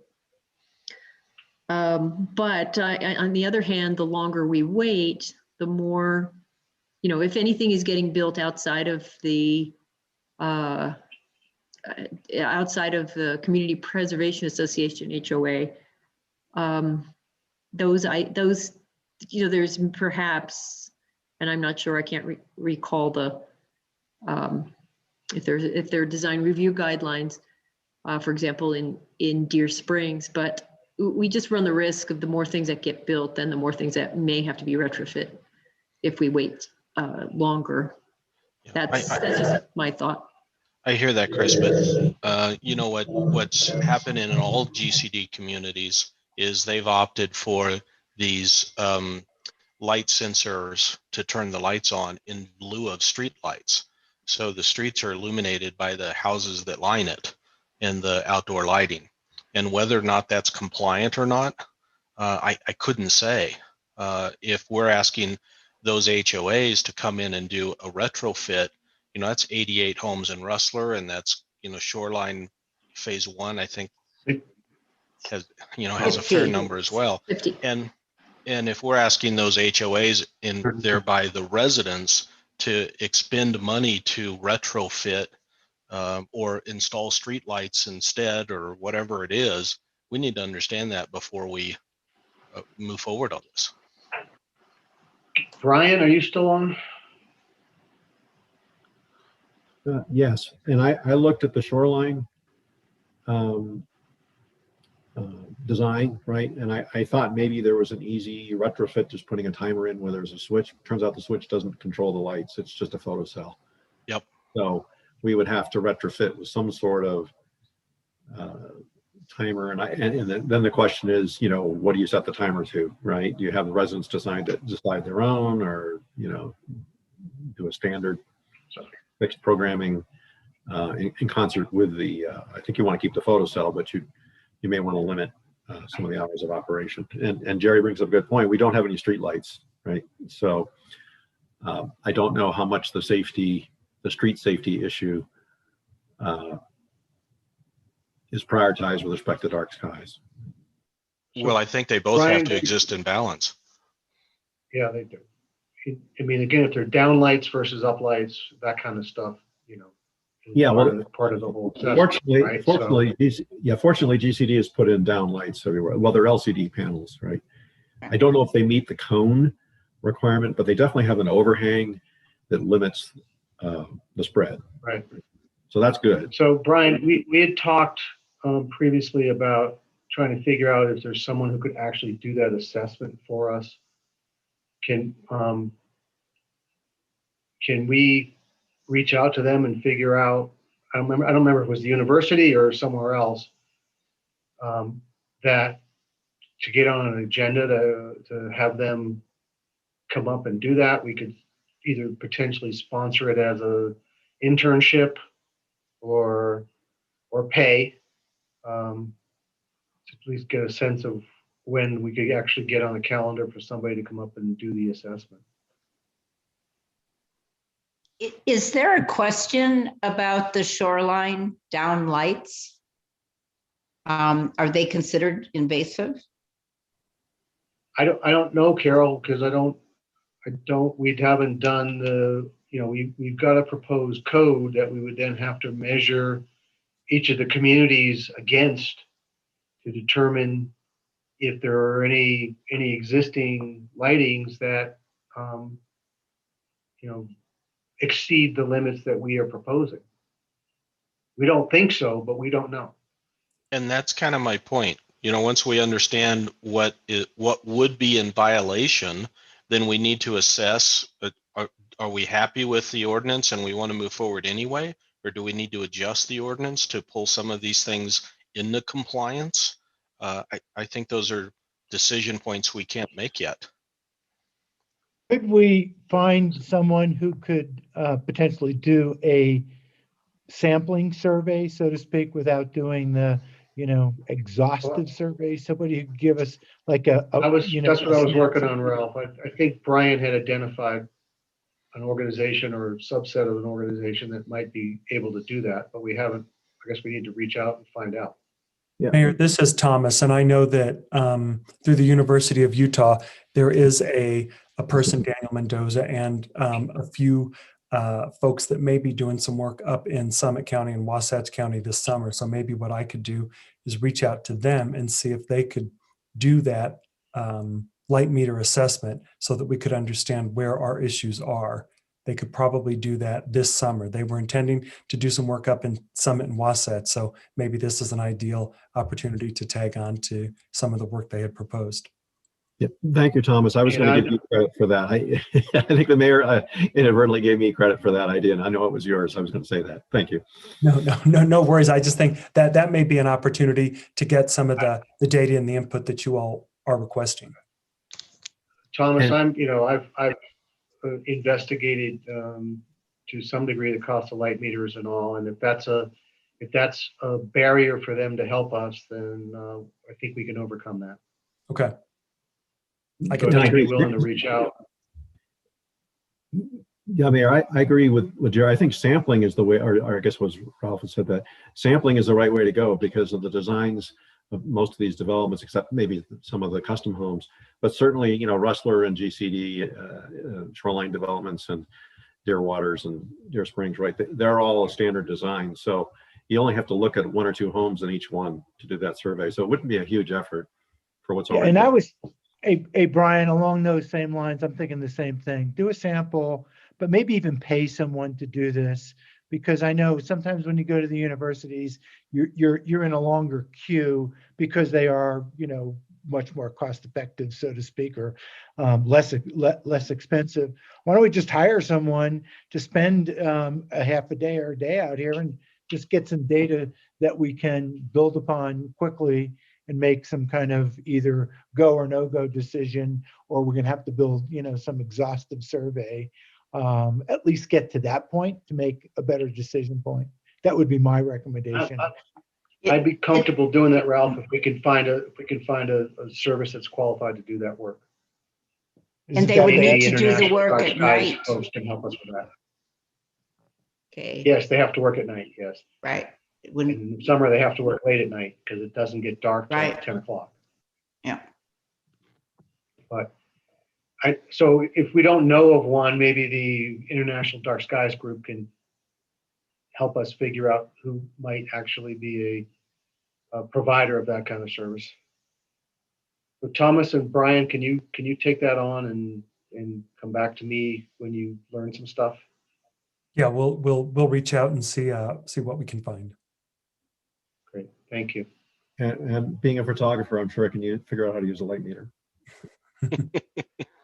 Yeah, so can I, Brian, but I think there's I'm just kidding. There's rules in the code that we've driven about, distance from the property line and blah, blah, blah. So it's not just holding the light meter, I'm afraid. So it may take a little bit more nuance than that. No disrespect to your skills by any means. No, it was kind of tongue in cheek anyway, but if we really get in a bind, if we can find the actual guidelines for doing it, I'm sure I can do the measurements and the math to do it if we need to. I'll let you guys work on it and come back to me with a recommendation. Let's move on to the next one, which is discussion possible adoption of an ordinance amending Title V, Chapter 4 regarding nuisance definitions and enforcement for solid waste and stagnant water. I would really like to have a chance to share that with you guys tonight and at least get your comments. Okay. So Mayor, if Give you me a would second. mind, I forwarded you somehow, and this happened last month, and it's somehow when I'm sending stuff, when we convert it to a PDF, we're losing the redlined. So I sent you a version via email that reflects the actual red lines. Okay.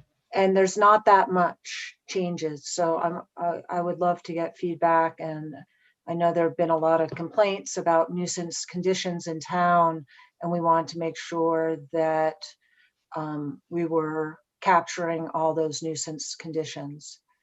So. Okay, I'll put it up, Polly, thanks. Thank you. That's okay. Give me a second and I will do a new share. Try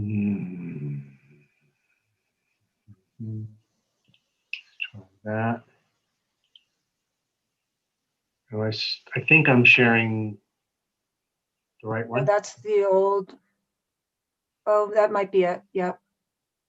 That's it, because I just have to Yeah. scroll down to the red lines. Okay, great. We'll come back to the whereases and all, but let's look at the actual changes, guys, and then we can come back. So there you go. Yeah. So the first change is adding stagnant water. Yeah.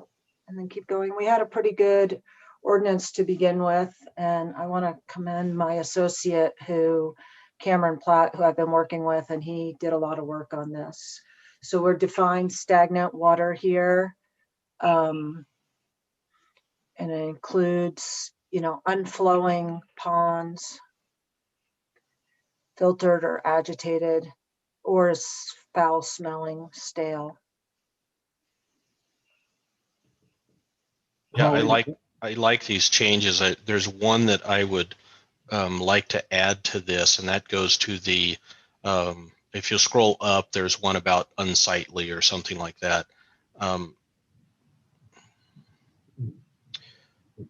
Was the last in A, I think it's the last one in A. Yeah, detract from the attractiveness of the neighborhoods in town. And it talks about that in the definitions as well. And I think it could be stronger. And I'd like to suggest that we add that if it's a pond and it's lined, if the liner is visible, that would classify as detracting from the attractiveness. Because that's a very subjective thing. I think it's good to have some concrete around that. So you want to add that as 6? No, as part of the definitions, it talks about what unattractiveness means. Right. And okay. I think if we are clear there to add that to the definition, keep going. It's in there.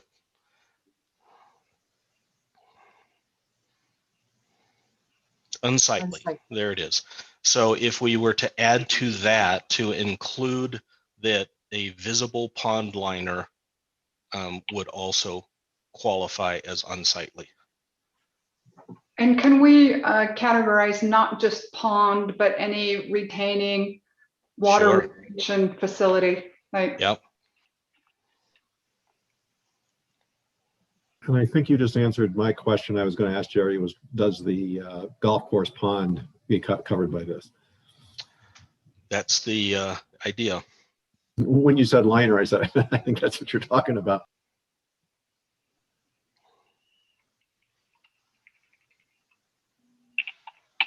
I think it would include some of the settling ponds that were approved in the subdivisions that we also already passed through, if I remember correctly.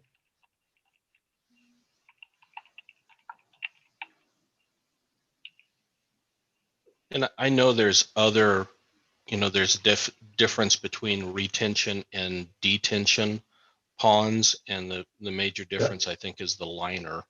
A retention pond is going to be full sometimes and not sometimes, and they don't have liners, but something that's designed to. That's detention, not retention. Okay. Okay. So Mayor, yeah, that looks great. Would you mind just underlining that added sentence? I will. Yeah, okay. I will. As soon as I finish typing it, yeah. Yeah.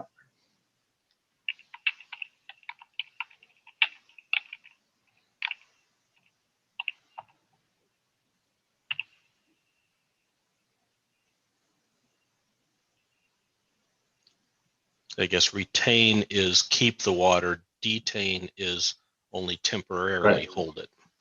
Right. The detention ponds typically are not lined because they're supposed to Drain. hold water till it drains into the soil.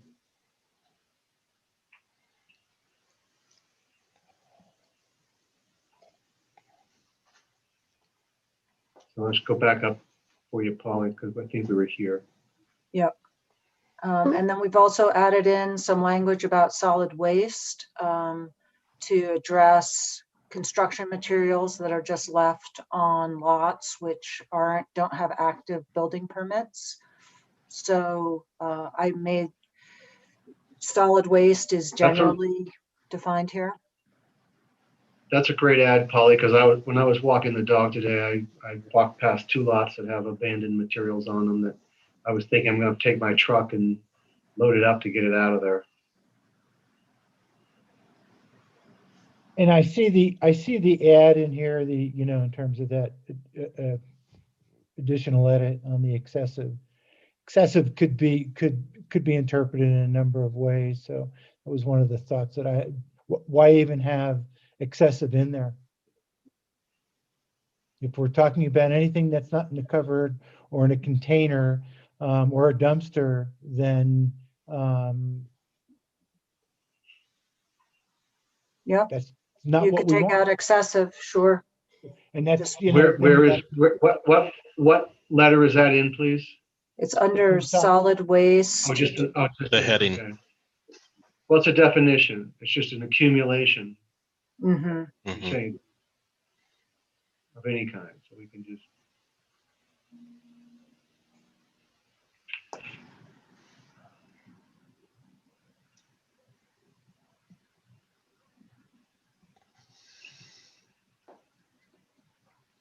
You can just hit the strike through up in the ribbon in the font section. There's a strike.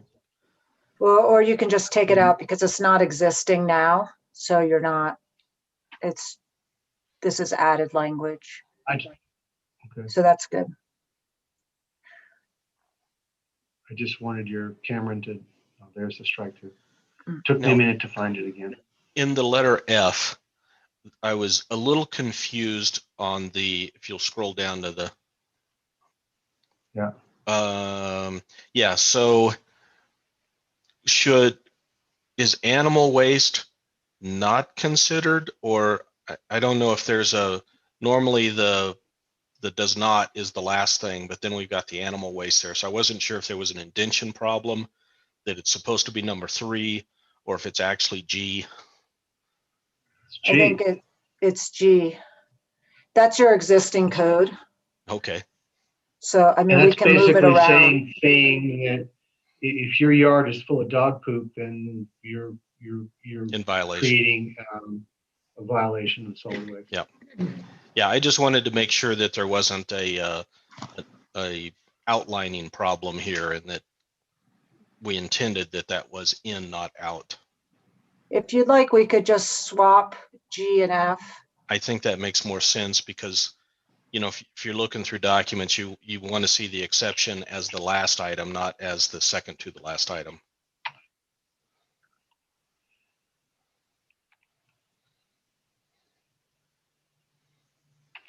Right.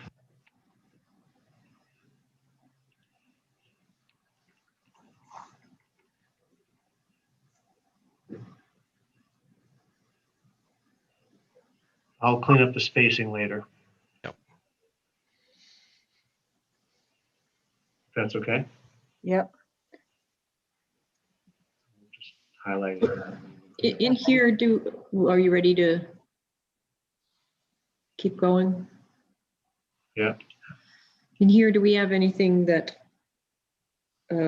calls out sheds or temporary structures? Anything that is erected that's not part of a building permit? Storage of hazardous materials like gasoline. We have these other structures here.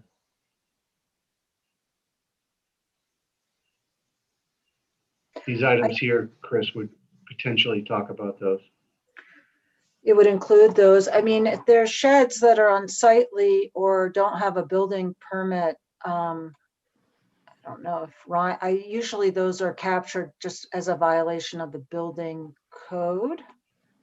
But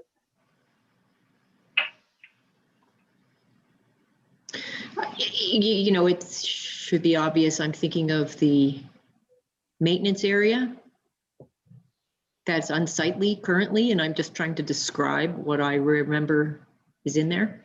okay, and maybe, I think that Cameron is actually on the Zoom call. I don't know if he is unmuted. I don't see him. I'm texting I with don't him. That- see- He I said don't- it's already in there. Okay. I'm finding out exactly where. Yeah, I like Chris's point as well as talking about storage of hazardous materials. Chemicals outdoors. Yes. Outdoor storage of hazardous chemicals.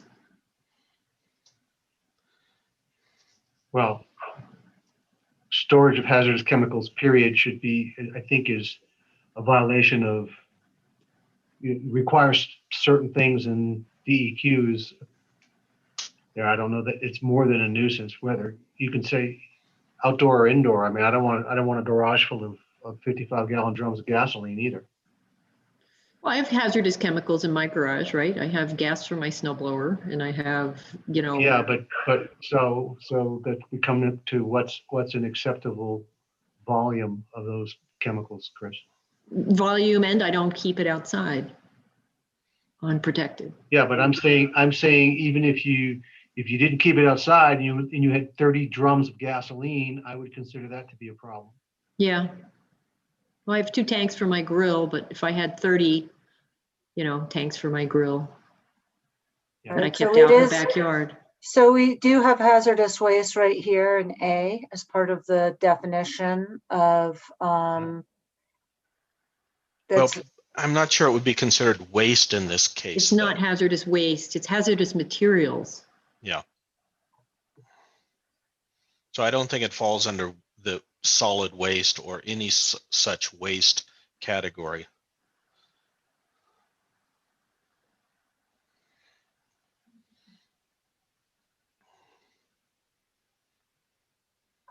And to Chris's earlier point, you know, is there anything that we can do with all of these temporary buildings that, you know, I don't know if they ever got a building permit or not, because that exists prior to this administration. So I don't know if those were permitted or what their condition is, but nevertheless, they're all temporary structures that have been there way too long. Yeah, like a storage, like what, a crate, tarps over temporary structures, you know, a shed that looks like it was purchased, a Home Depot shed. Mm-hmm. It's just a hodgepodge of junk. do you think that it would fall under, I mean, so unsightly is defined as dilapidated, ill-kept, or in disrepair to the extent that it's offensive to the visual sense to a reasonable person in accordance with the findings and purposes of this chapter is the definition of unsightly. And then we have structure, obviously that's anything constructed or erected on a property. But I don't know if you want to call out. I think we have to deal with the chemical storage thing as a separate item. I don't know if it's a nuisance or it's another kind of violation, because there's state code on the quantities of all kinds of chemicals that you can store, the appropriate mechanisms, the appropriate bunding required for those things, licensing, et cetera. So, I mean, I don't think it fits in here. I think we can take on a section of code to address chemical storage or hazardous storage, both dry and wet. But I don't think it's a nuisance thing. I think it's just it's currently regulated by the state. So we can either adopt the state language for that or, copy it. That's a good point. Maybe we require a state permit based upon the state's definition of when permits are required. Right. Why don't we, if you don't mind, why don't you let us look at that specific issue? Okay. I think we can still adopt, if you're willing to, Mhm. if you want to, you could still adopt this ordinance and we can still amend Either it. modify it or create a new one, yeah. Sure. Right. Or Yep. put it in the right spot. I have a question. There was a unit here in town in Rustler that had an open dumpster while they were, so there was a completed unit. There was an open dumpster for almost a year here while supposedly there was some remodeling. Is that a nuisance? They are seemed- required, Ralph, by law, by our laws, to have a dumpster on site, to have a place to put the waste. The dumpster is supposed to be coverable. Or kept below, actually it's supposed to be kept below the top of the rim. And as long as they have a valid permit, that's our requirement. They're all supposed to have a porta potty, as well. Is that a nuisance? It's certainly unsightly, but it's a requirement.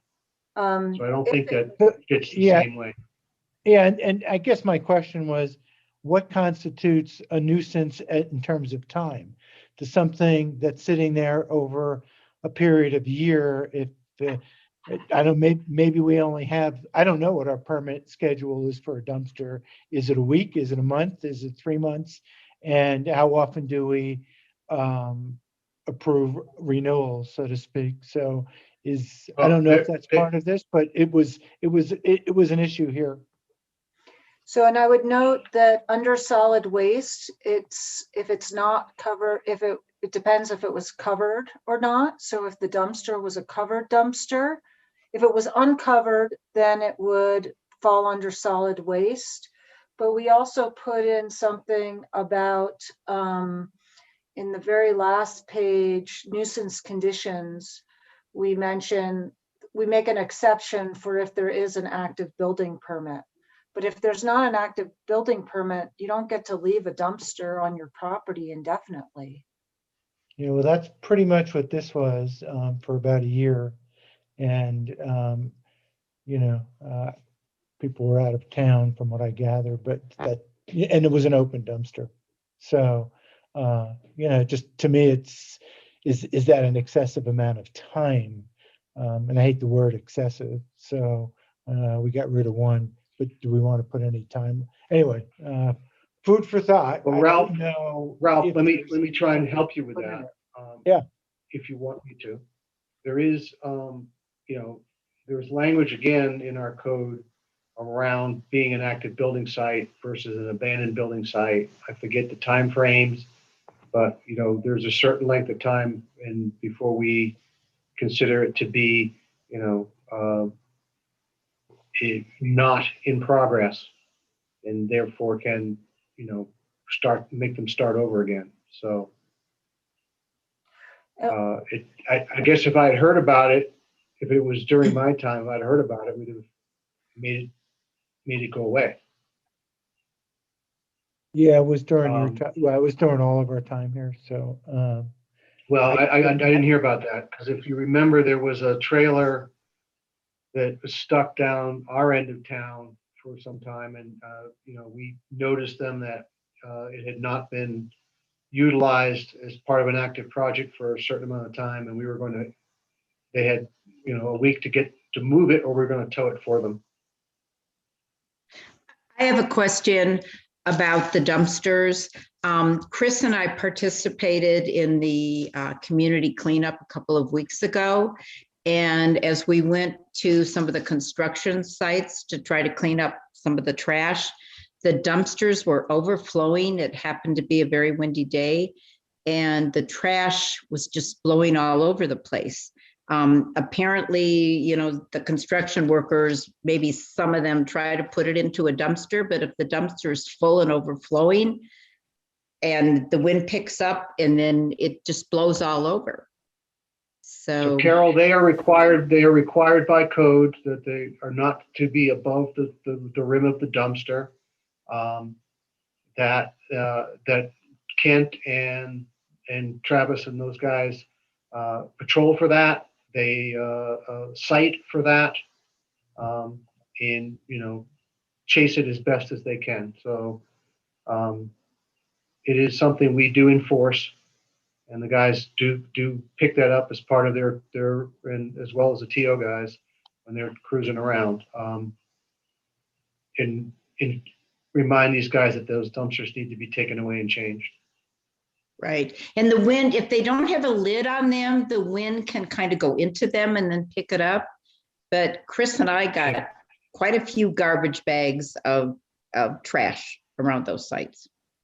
And I have some So, bad news for you, we're Carol. not perfect, but we do have a mechanism for managing that, which is, we have it written in our permitting process that they can't allow the waste to get above the rim.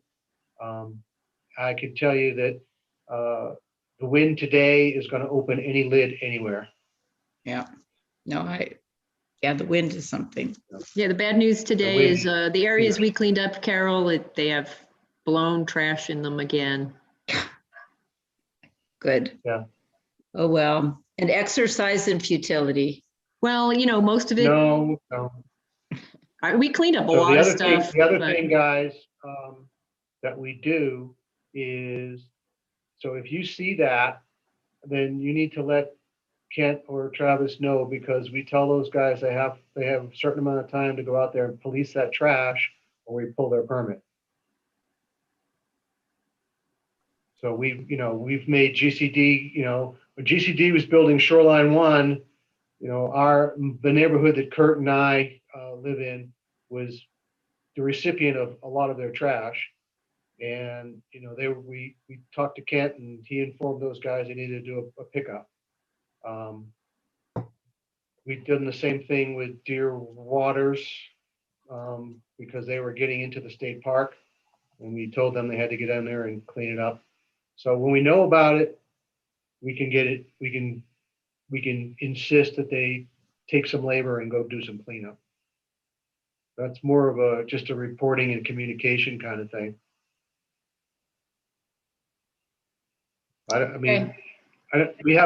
We have sufficient, I personally believe we have sufficient mechanisms to enforce a cleanup as long as we know that it needs to be done.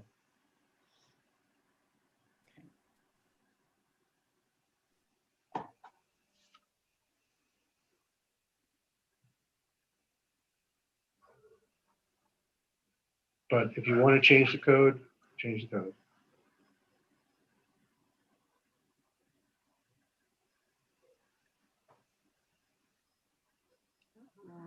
Do you want to keep strolling down, Mayor? I think,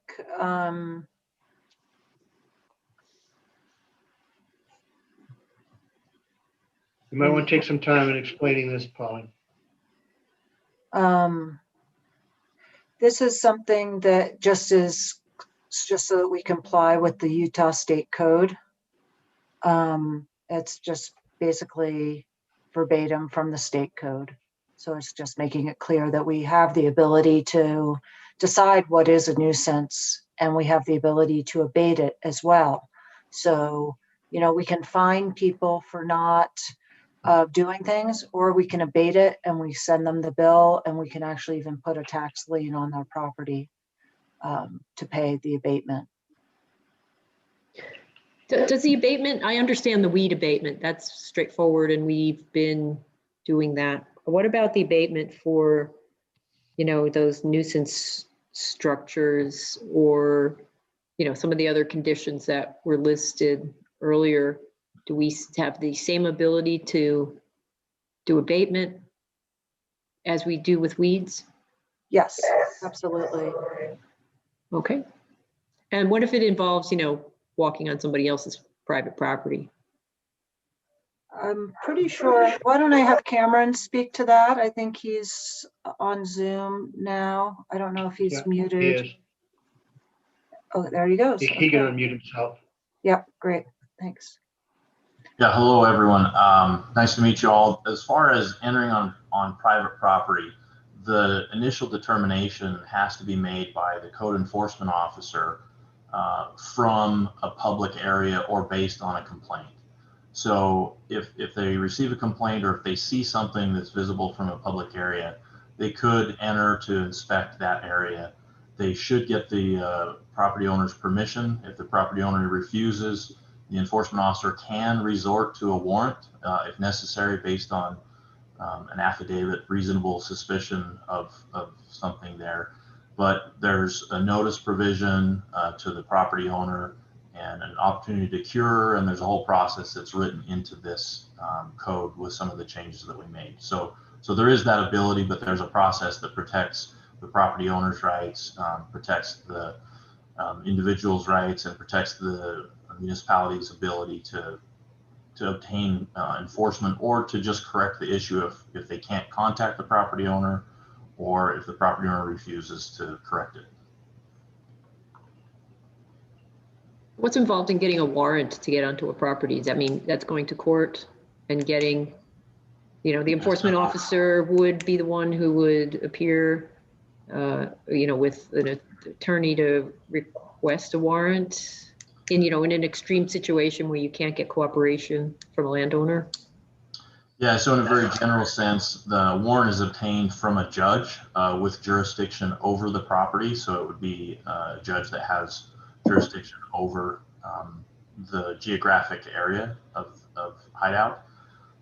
And so the code enforcement officer or, you know, the city attorney or a law enforcement officer could appear before a judge, issue an affidavit and request a warrant. There's a, you know, an administrative process with forms for that.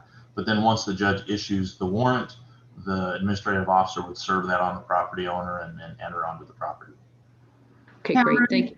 Do you know if Wasatch County has e-warrants? Because I know in Summit County you e-warrant it and it's almost instantaneous.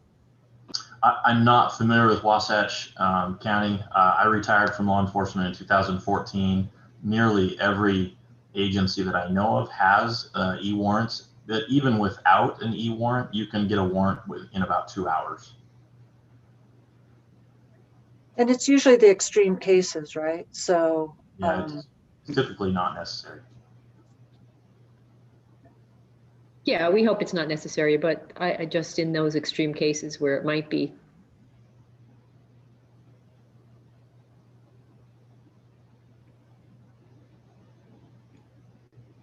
any other questions about the ordinance? Before you go, Mayor, just put a space between described in the previous piece. Just editorial note. Sorry, Ralph, I don't know where you have to be more specific. 040, third sentence down.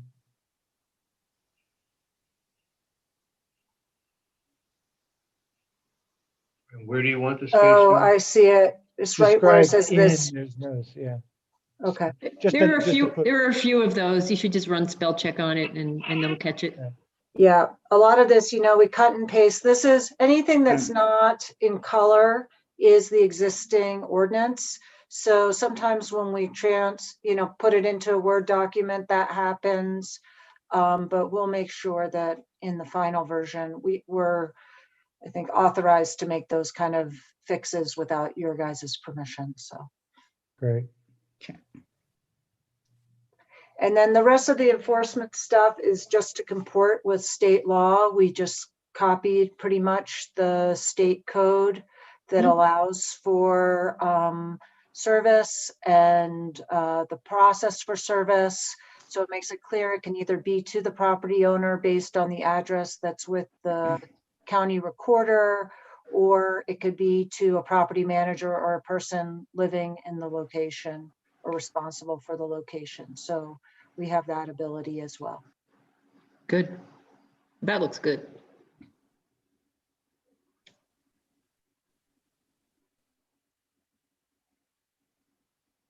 And then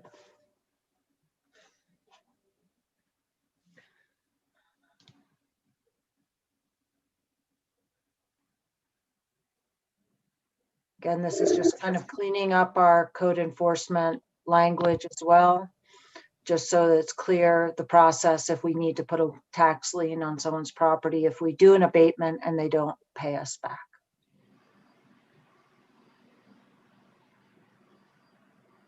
Polly, who is the code enforcement officer? So at our last meeting, we designated code enforcement officers, and Mayor, it was two. Yeah, it was the two public works guys, as well as the building department clerk. Who's an expert on weeds?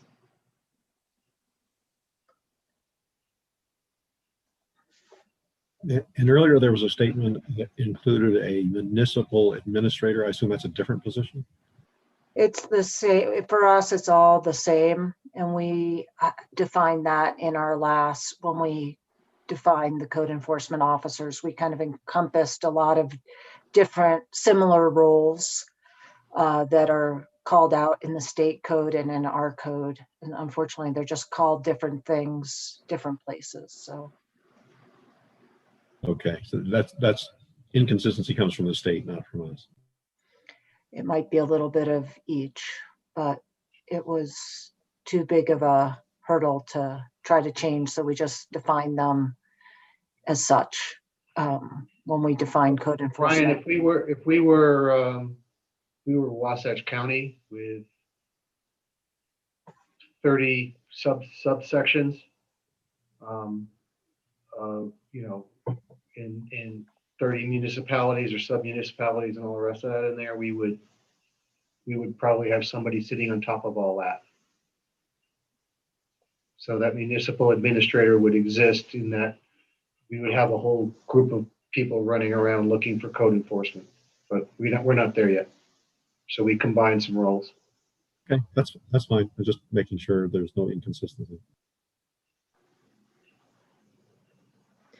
What's the process if we wanted to add more code enforcement officers? Is that another, council approval item? No, I think the mayor could do so. Is that Yeah, specified? it's a staff position. It can be assigned without your blessing.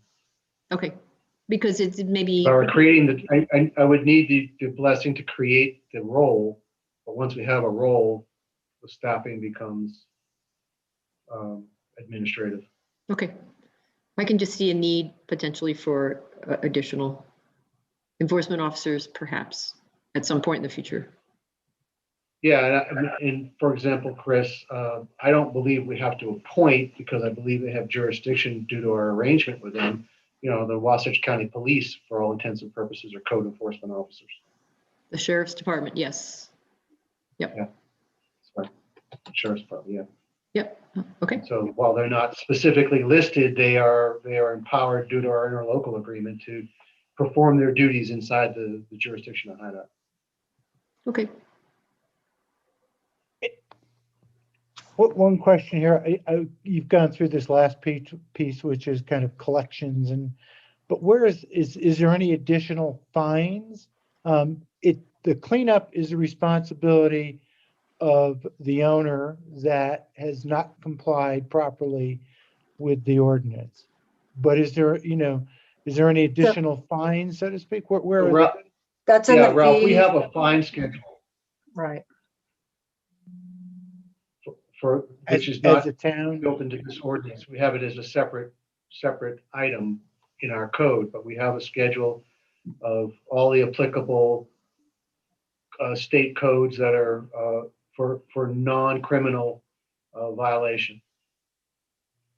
And it's parking, it's safety, it's all this stuff. We pick the ones that we think are the most appropriate to highlight in our code, but the state code has literally hundreds of these that we can utilize, which is all these references to town code or applicable state codes here, for example. So there is a whole code schedule, Ralph, and it tells you and it's per instance per day in many cases. And those, Yeah, You know, and it's from when the, you notify, you have a certain amount of time to clean up. If you don't do that for each day afterwards, it's, you know, $200 a day for every day that going forward kind of thing. Or whatever the number is. okay, thanks. I think we all want to put some teeth into this for various reasons. yep, it's all about So enforcement. those numbers exist. Again, I don't remember where they are in the code, but we have adopted them and they do exist. Yeah, it's in your fee schedule is Yeah. usually where it is. So I'm gonna see if I can It's in pull the it fee up schedule, real quick. thanks. All right, it's in the fee schedule. Yeah. So, you know, things like when the guys steal water, you know, that's a big one. We hit them up for like $1,200 a day. So they get the message very quickly. But the state also limits how much you can ding people for, so. Yeah, understand. You can't decide that, as a municipality, you can't decide that a weed violation is worth $10,000 a day. Yeah.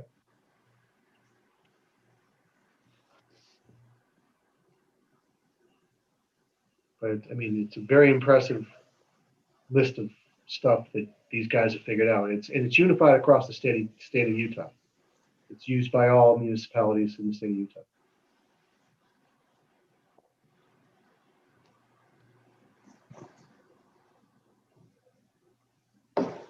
Other questions? I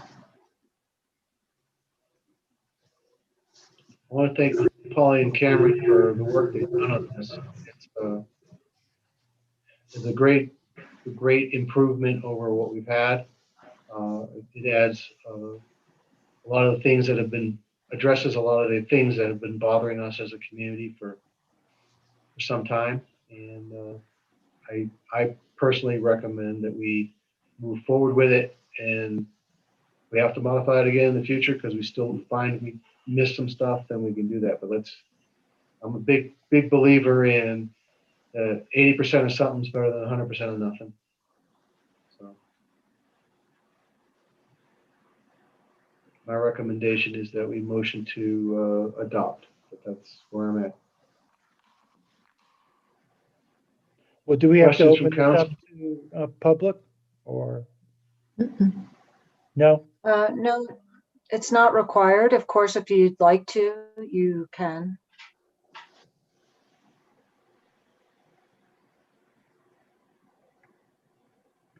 Phil, this is Bob. If you need a motion to move forward, I so move. Thank you, Bob. A second.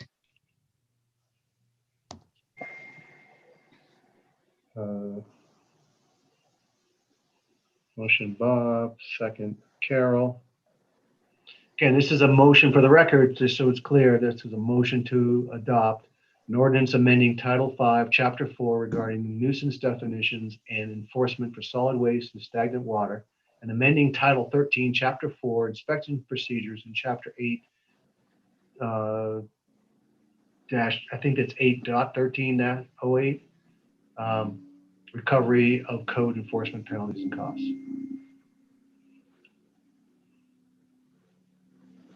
And Bob motioned and Carol has seconded. And we, I should also add that reflecting the changes to the document that we made tonight. Because we did add and modify.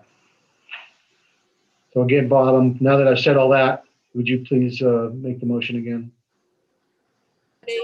Yeah, Phil, I so move to move forward with the ordinance amendment. And I'll second again. So, okay. Jerry, Yes. Ralph, Yes. Chris, Yes. Carol, Yes. Bob. Bob, Yes. thank you. Okay. That's, thank you for doing that. That's a good thing. So I'm now going to share back to the agenda. Hopefully you've seen that. Okay.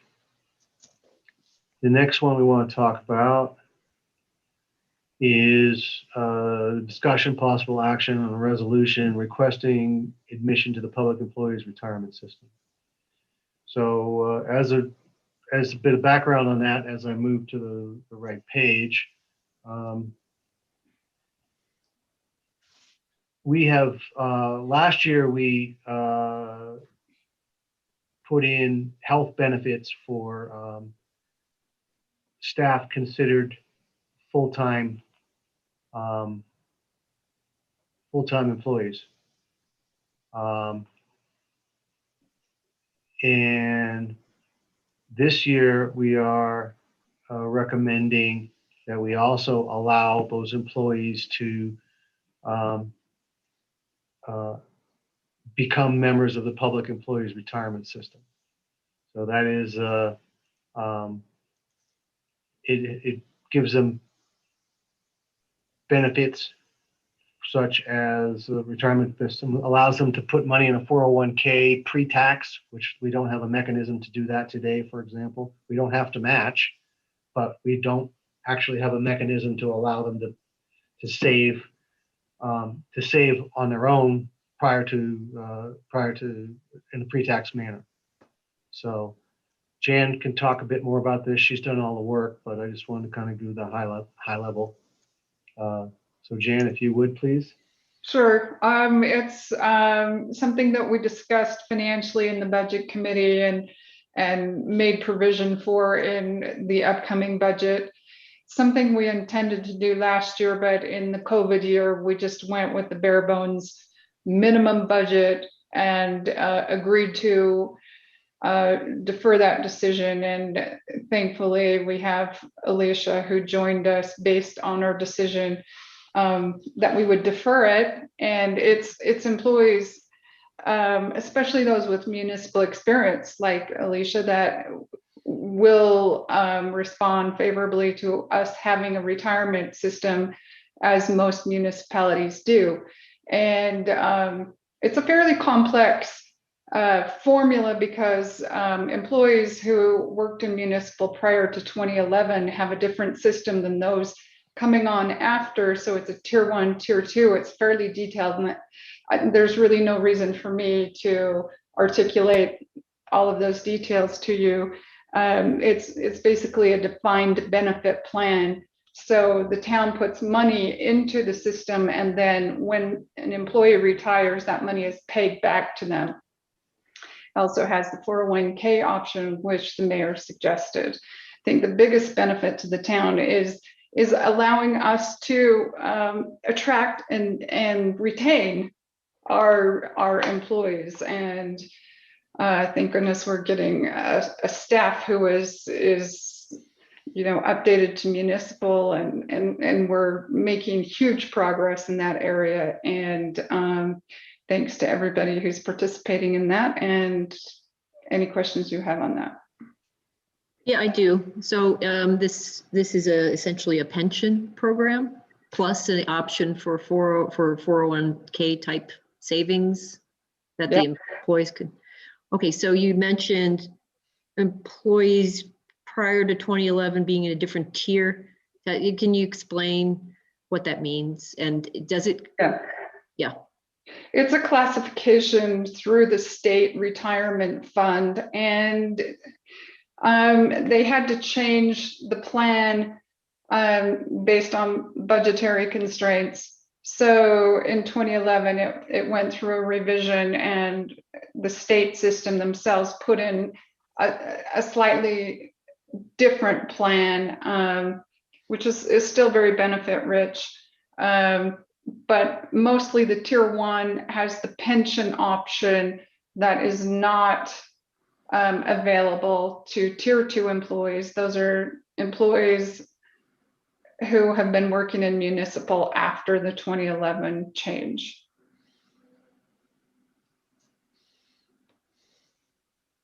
So how many of our folks, and you don't have to name names, but how many are tier 1 and how many are tier 2? I believe we have 2 tier 1 and 3 tier 2.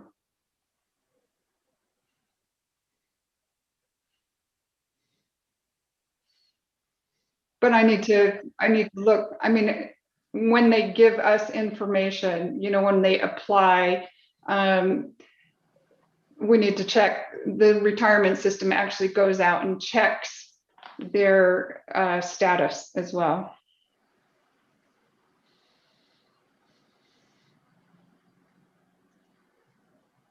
So from a business, those of you in the business world, I'll try and relate it. When I started work, because of my age, there was a pension plan.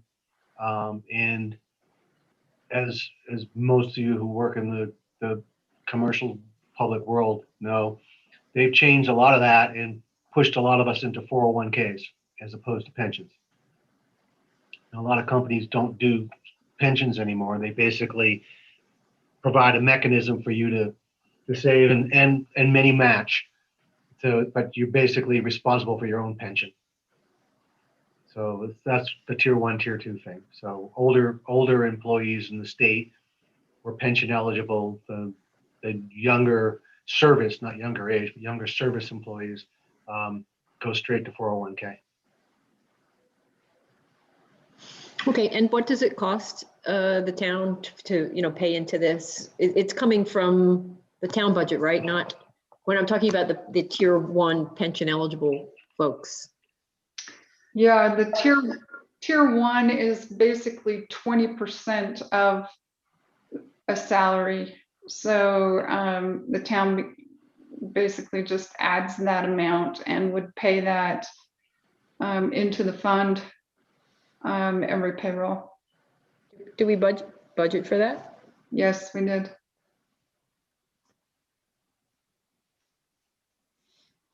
Okay. Look, I'm all for offering this kind of benefit for our employees of the town. We want to attract and retain people, especially, as it gets more and more complicated to operate as a town. And if we budgeted for it, I think it's a good thing.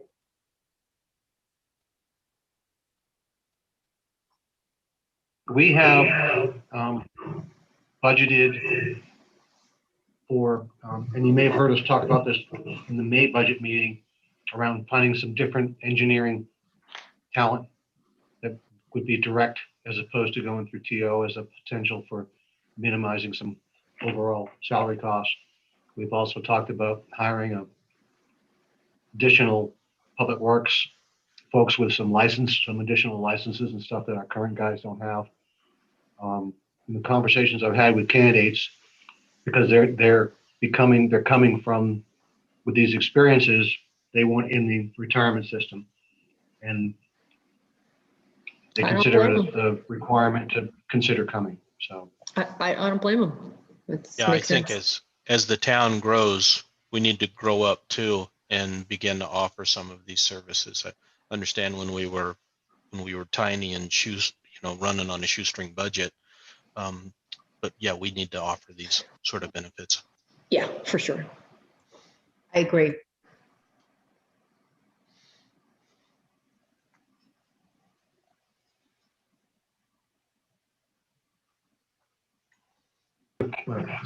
Other questions for Jan? Yeah, this is Brian. I assume we have the option of offering a 401k match in the future. If we can. Yeah, Brian. Yes, review it. Right now we don't match, but we just have the availability for pre-tax dollars contributions.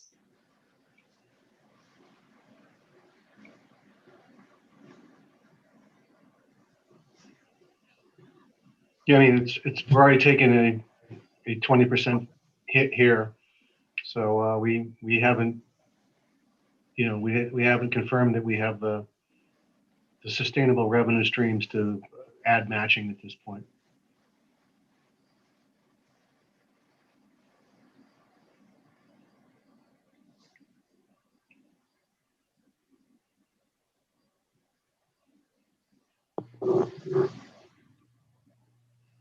Okay, anything else?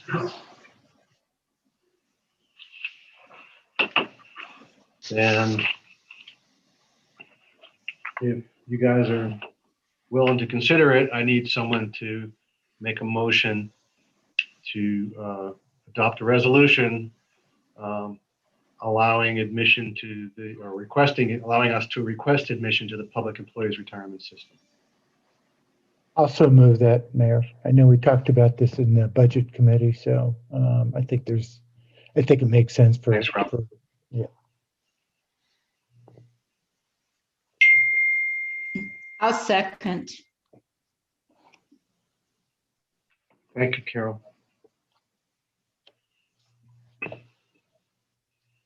Okay, then I'll ask the council. Chris, Yes. thank you. Jerry, Yes. Bob, Yes. thank you. Carol, Yes. Ralph, Yes. thank you all. That's great. We have just made our employees very happy.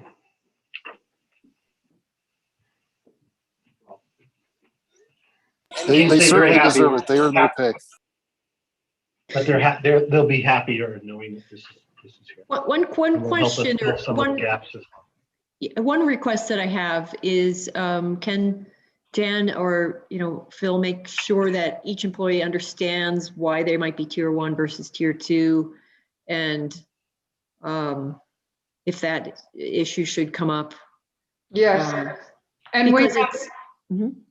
in our staff meeting, we had somebody from Utah Retirement Benefit Plan come and present the plan. And that was a concern because of course we have employees who go back. And unfortunately, they are not tier 1 employees because the town did not participate in the URS system at that time. So that was made clear by the URS official. Okay, wait, that's not what, okay. So the town has to have participated wherever they worked in their municipal experience. Right. We have employees, however, who have been working for the town prior to 2011. So unfortunately, those people on Public Works, basically, they would not qualify as tier 1. So you would have to be employed by a qualifying employer, a state employer, who participated in the URS plan prior to 2011. But not continuously. You just had to have participated prior to that by an employer, who participated. You had to have been in. Yep. Okay. Right. All right. Thanks, Jan.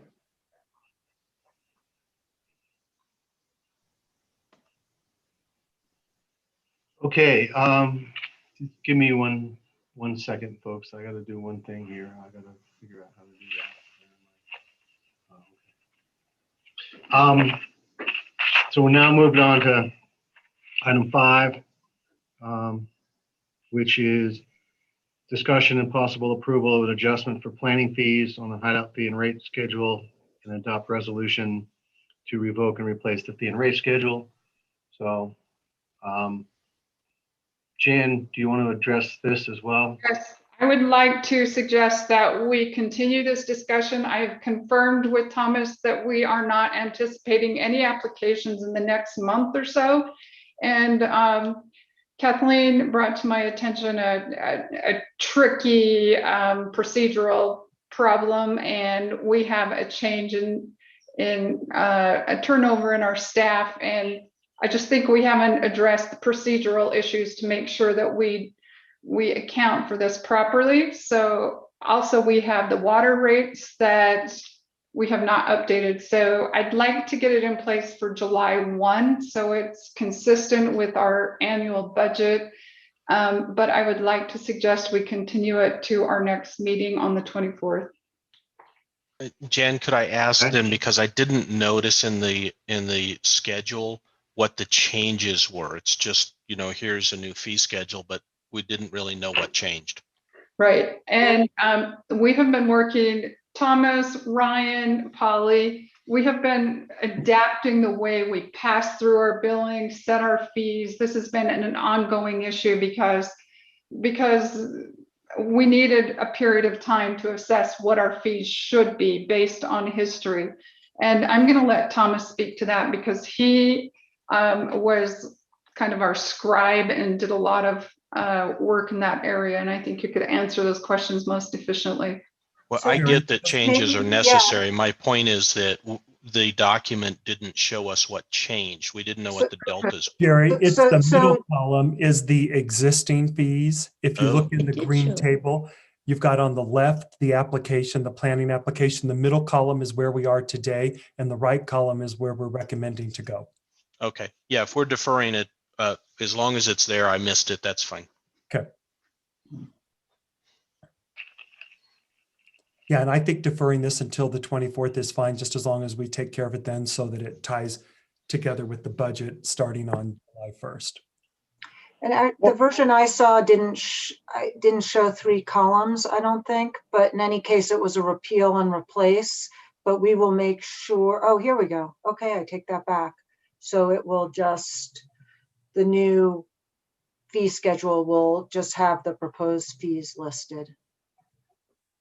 Yes. And Yeah, this is just so that people could do the comparison across the board, but the new fee schedule is will just tie right into the existing fee structure for building, planning, engineering, signs, licensing, et cetera. so what, the one area that I couldn't figure out here was what, we have current and proposed. I was looking through this and I couldn't quite understand the impact. So 2,000 to me right off the bat sounds more than 1,000. Now you have an escrow fee. Does that escrow fee get, turned over? So is that 1,000 plus 2,500? And so what I was looking for here was, what are the impacts of each of these areas? And, positive, negative, some kind of column that would give us some indication of expected additional revenue that we would get out of this, or maybe not. So do you have a feel for that, Thomas? Yeah, so for example, if you're looking at the one that's on the screen in front of you, preliminary subdivision, right now it's 4,500 an acre plus, 4,500 plus 100 an acre. That takes into account the town cost for Jan to touch an application, or Kathleen or Alicia to take care of all of the work that's associated from a town perspective, as well as legal, planning, Polly, me, and Ryan. And so that typically is not enough to take care of everybody's fees. And so more often than not, Jan and company are scrambling to go back out and get fees after we've had 1, 2, 3, 4 meetings. And so the recommendation is, on the far right, you'll see the application fee is a little bit lower. Those would be the town fees. That would cover town costs, Alicia's time, Kathleen's time, Jan's time, et cetera. The escrow fee would cover planning, engineering, Professional services. and legal.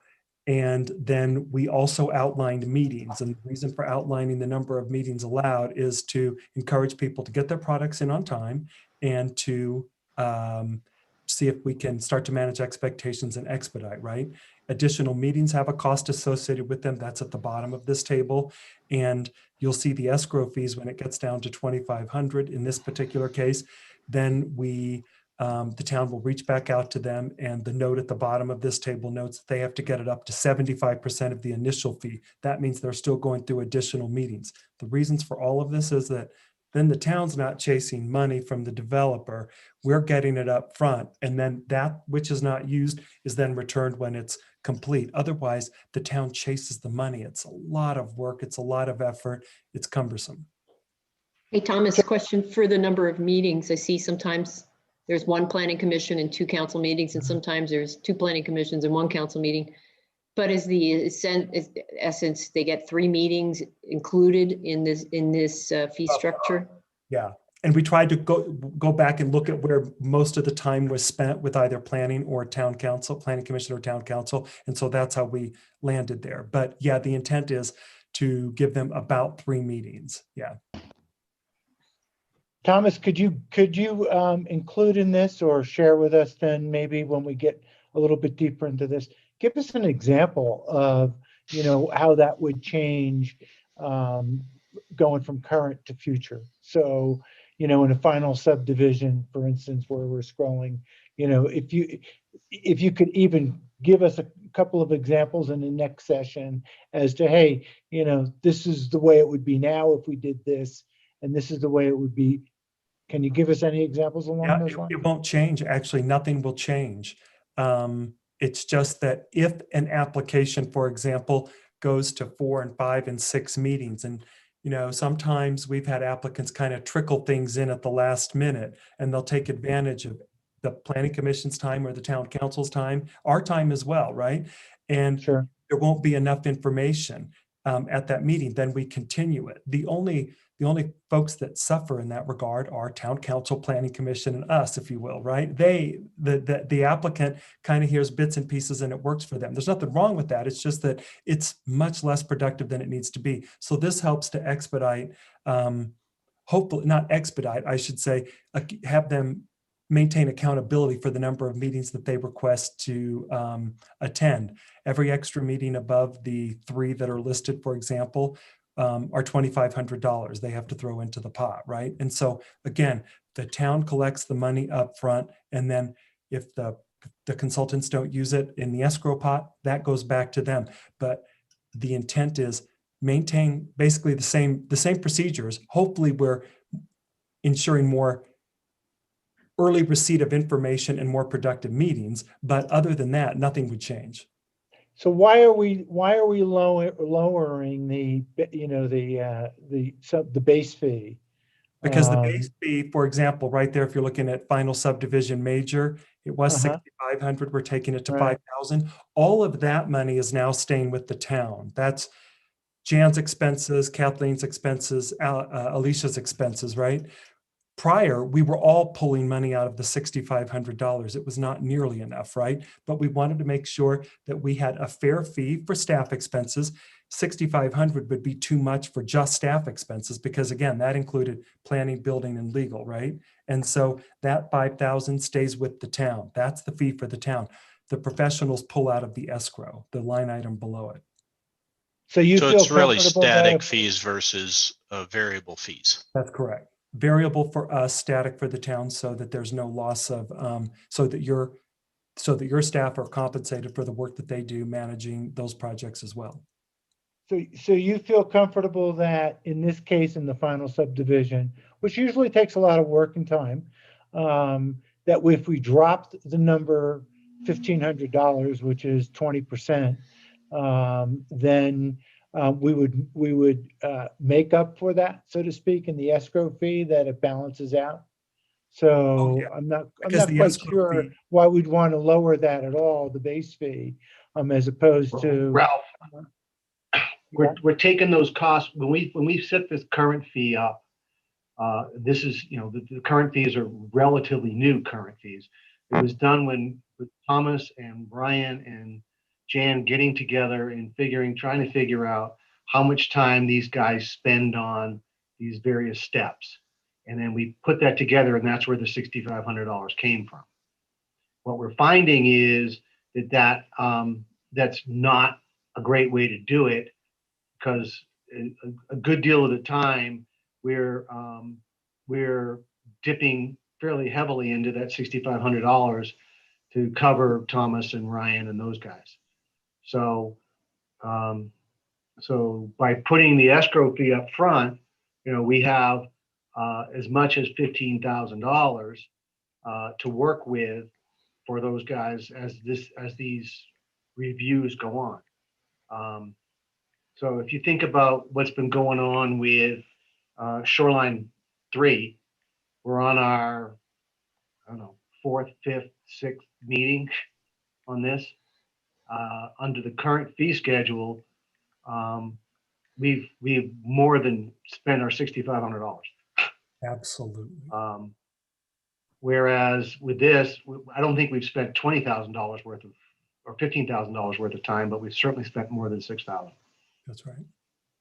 So this would ensure the town gets its application fee and that the escrow covers the consultants. So it's really a win-win.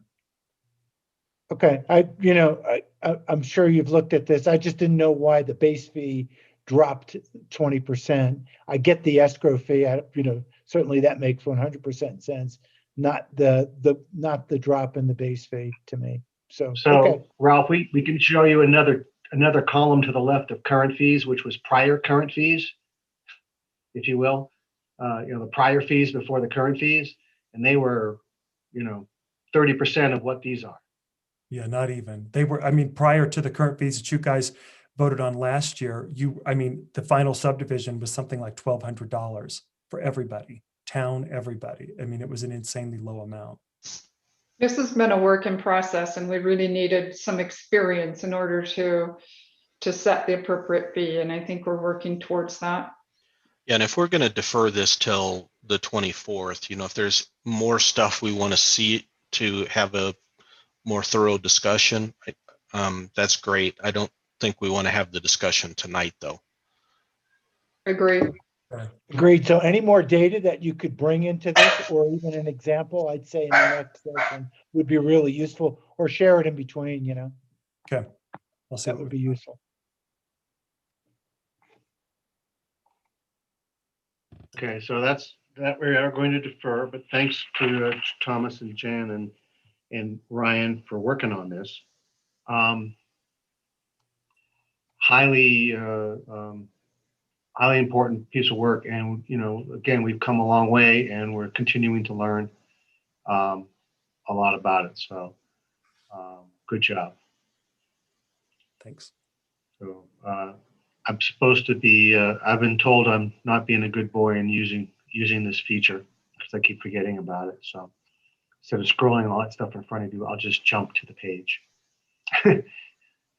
But this is where we're moving on. So Phil, if you change to the bookmark instead of the page thumbnails, it's even faster.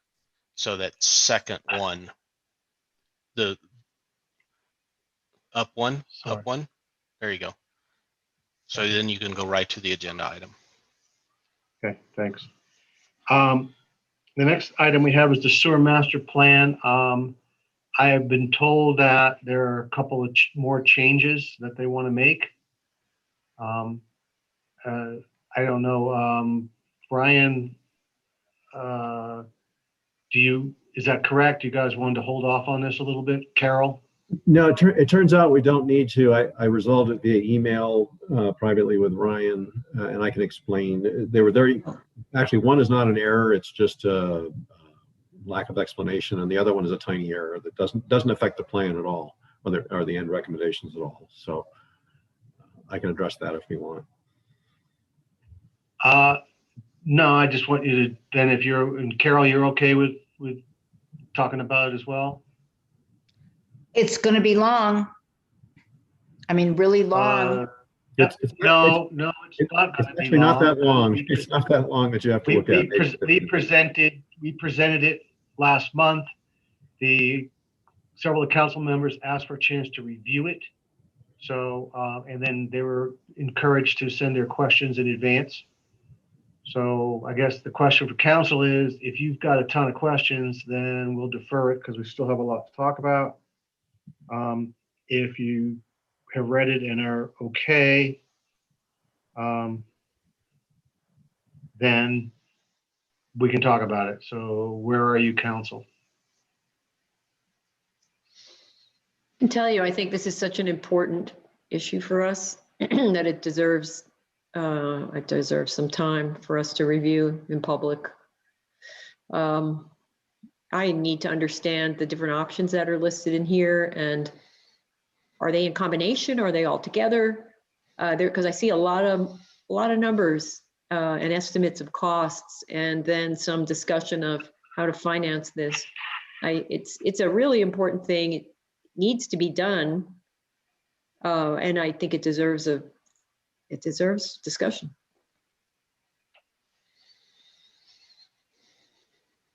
Okay, do we want to do that tonight or not?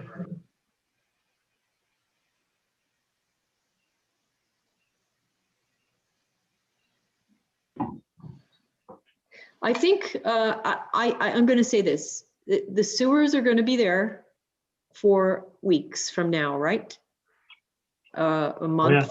If we put the discussion off and give it an appropriate amount of time, the problem is not going to get worse, tomorrow. There's or- nothing in the plan there's nothing in the plan that needs to be addressed in the next 4 weeks. Right, and I'm looking at the agenda, and I know we have a fire restrictions that we have to talk about, which are going to come into effect in a matter of days. So I feel like that's kind of critical that we don't skip over that. I'm gonna read the room and say it's not just me who's getting tired at this hour because I had a full day of work also, but I would like to give this discussion of the sewer capital facility plan a sufficient time. By the way, I like the plan. I thought the plan was really great, fairly easy to understand, but I do have questions. Do you think that we should have Ryan or someone from TO Engineers also in attendance to discuss it? Absolutely. We do. We have Dylan with us tonight. Ryan's available if I need as well. Okay. They're here if we need them. But it's no problem to defer, other than, we're required to have this thing at some point because we're already so far out of compliance. Another 4 weeks isn't going to change. But I will ask Alicia to make a note to have it occur earlier in the session for the July meeting. Since we have a TO representative here, can I just poll the council? I mean, Carol and I gave our opinions, but I want to hear from the other council members if there's an appetite to, open this thing up and ask questions tonight. Then it is important, but we've got to get to the fire restrictions. I have no problem from my end to put this off a month. I think that's the right thing to do. Take a little bit more study on this, be able to answer, get more questions out. It's too important. So, but if we can put it off a month, let's put it off. Okay. I'm gonna ask that you please try and not just try, please identify the areas where you have questions, even if you don't quite know how to phrase them, so that we can put a deck together that maybe provides some clarity when we come back to do it, so that we're not looking at your questions for the first time in 4 weeks. So if you can read it, mark it up. You don't have to do it in email. You can write on the document, print it and write on the document if you want, and we'll scan it to us, whatever. But if there's any, as you're looking at it, you say, hey, I don't understand page 12. What are you trying to say here? That will help us to be ready to help address questions when it does come back.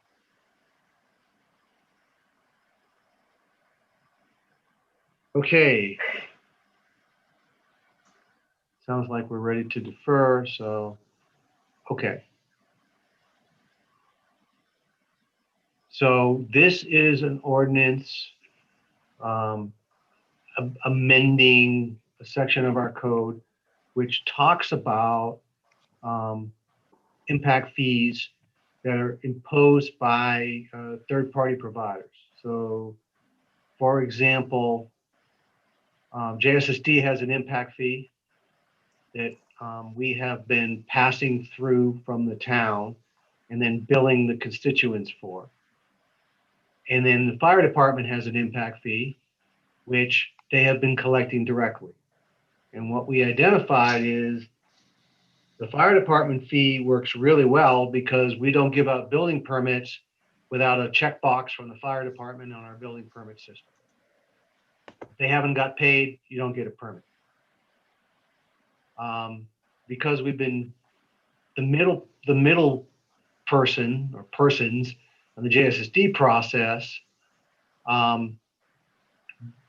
we have been giving out building permits with the assumption that these people are going to pay their impact fees, and what we find is it doesn't always happen, or we have to chase it. So we had a meeting with JSSD this week to sort through all this, and we learned a number of things. But one of the key things we learned is that JSSD is more than willing to have a checkbox for them as well in our system, and they will basically provide us a go, no go. If they haven't been paid, then we don't give a permit. And people say, how come? We're going to say you haven't paid JSSD, and they can go duke it out with JSSD instead of yelling at us. So that's the key learning, one of the key learnings we've had this week. And based on that, Polly's put together some language that allows us to strengthen our language to enforce that that we're not going to give a permit unless these things have been paid. So Polly, I'll let you kind of take it from here. Mayor, I think you explained it very well. Unless people have any questions, I think it's all pretty self-explanatory. So I think it's important to do it so that we're not caught in the middle. And this is language that helps support that.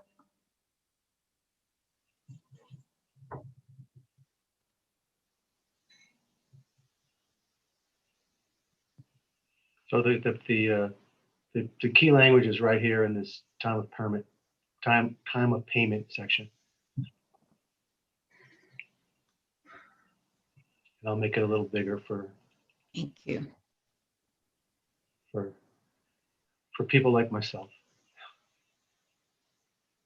Gonna say you can go ahead and say Jerry, because I'm the one always asking for it to get bigger. Yeah, me too. Carol does it too. Yeah.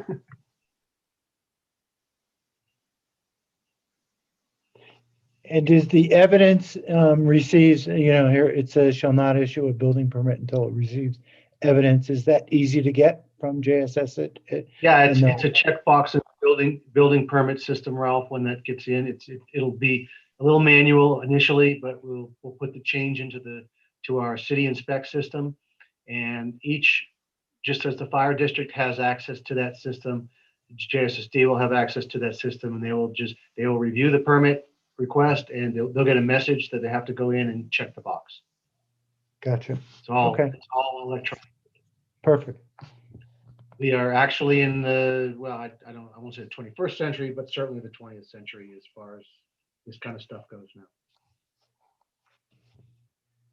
So it's pretty slick. So Carol will know if the box isn't checked, the system will allow it to issue a permit. Seems like a reasonable approach. Yep. I agree. I'm all for it. Pretty slick. And it simplifies the work that the staff does. The amount of time they spend with JSSD sorting through all this has been painful. So this is really a win-win for us. So if there are no other questions on the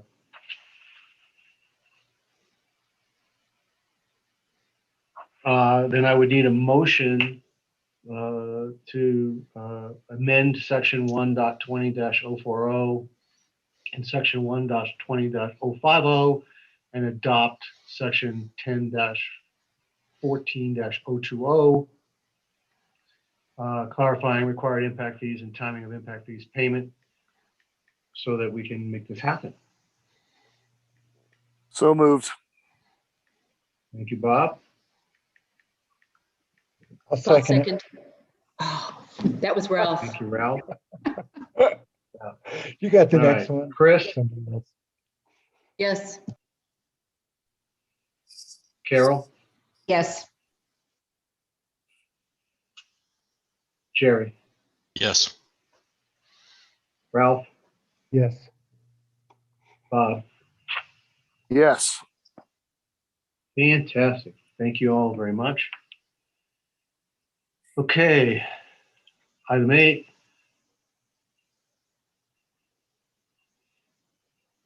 Okay, so Is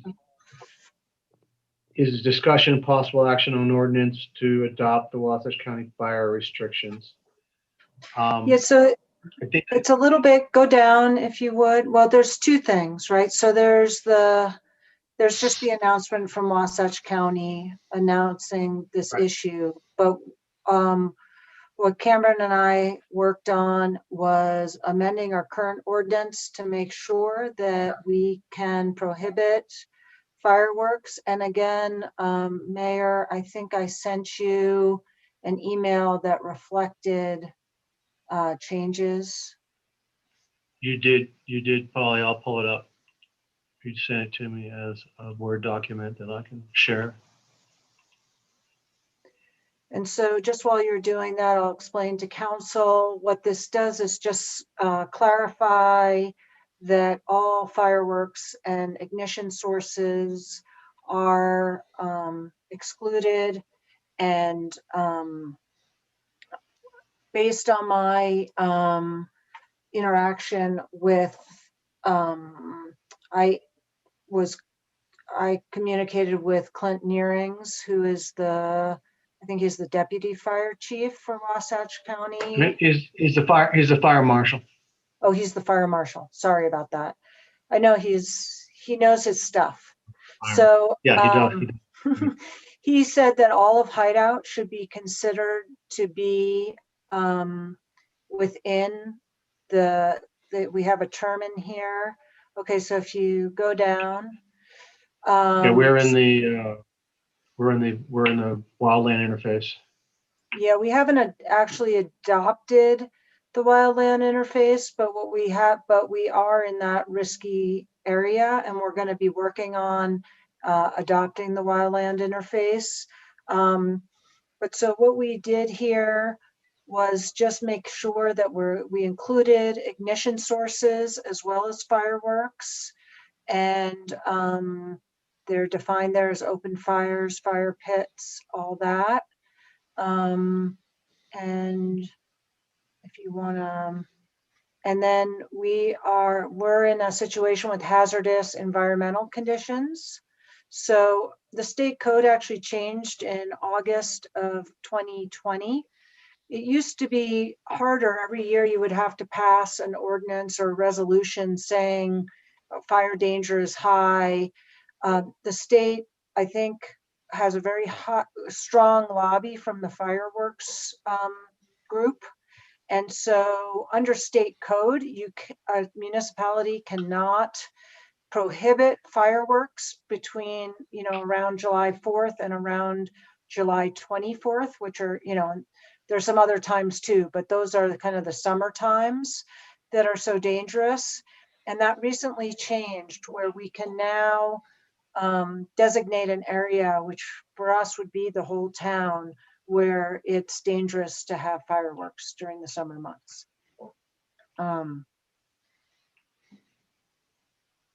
And so we need to be able to identify the closed area through a written description or a map. And I would suggest that we adopt the map of the entire town, since the whole town is a dangerous condition and would be considered part of a wildland urban interface area.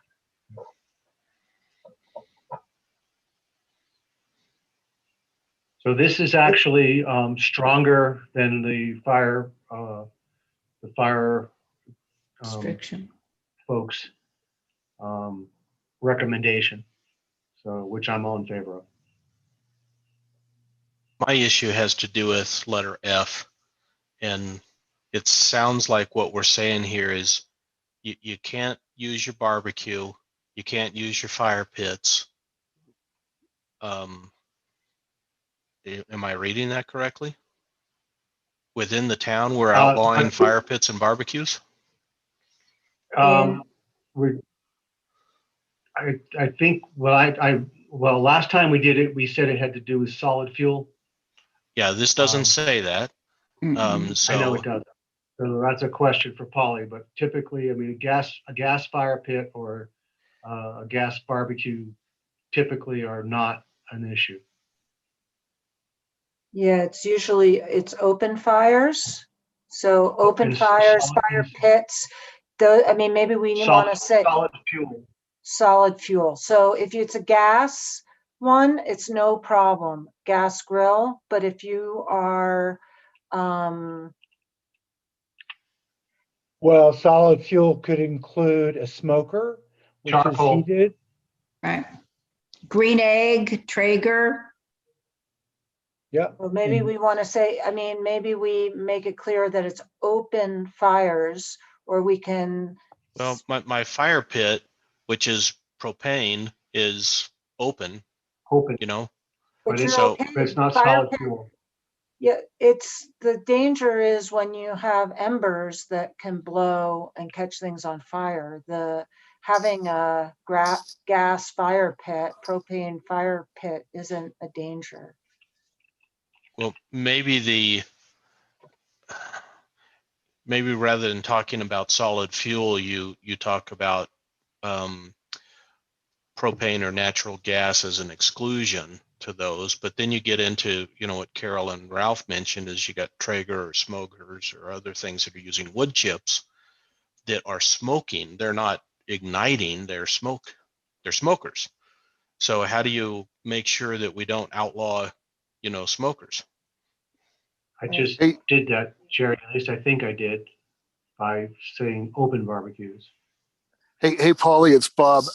The way I read F is all 1, 2, and 3 conditions have to be met at the same time for the first paragraph of Act to be in effect. Would that be a true statement? Yes. So, and then when you look at the section 3, it's yada, yada, yada, or other ignition source is negligent. So, it basically, if somebody's using Kingsford briquettes on a open barbecue, if it's determined to be negligent, then they're not allowed to do that. So negligent really isn't defined. I'm just kind of confused with how that reads. Yeah, and nor does it say that all 3 conditions must be met. I mean, obviously, we don't want to outlaw barbecuing in the summertime, Or but fire pits, yeah.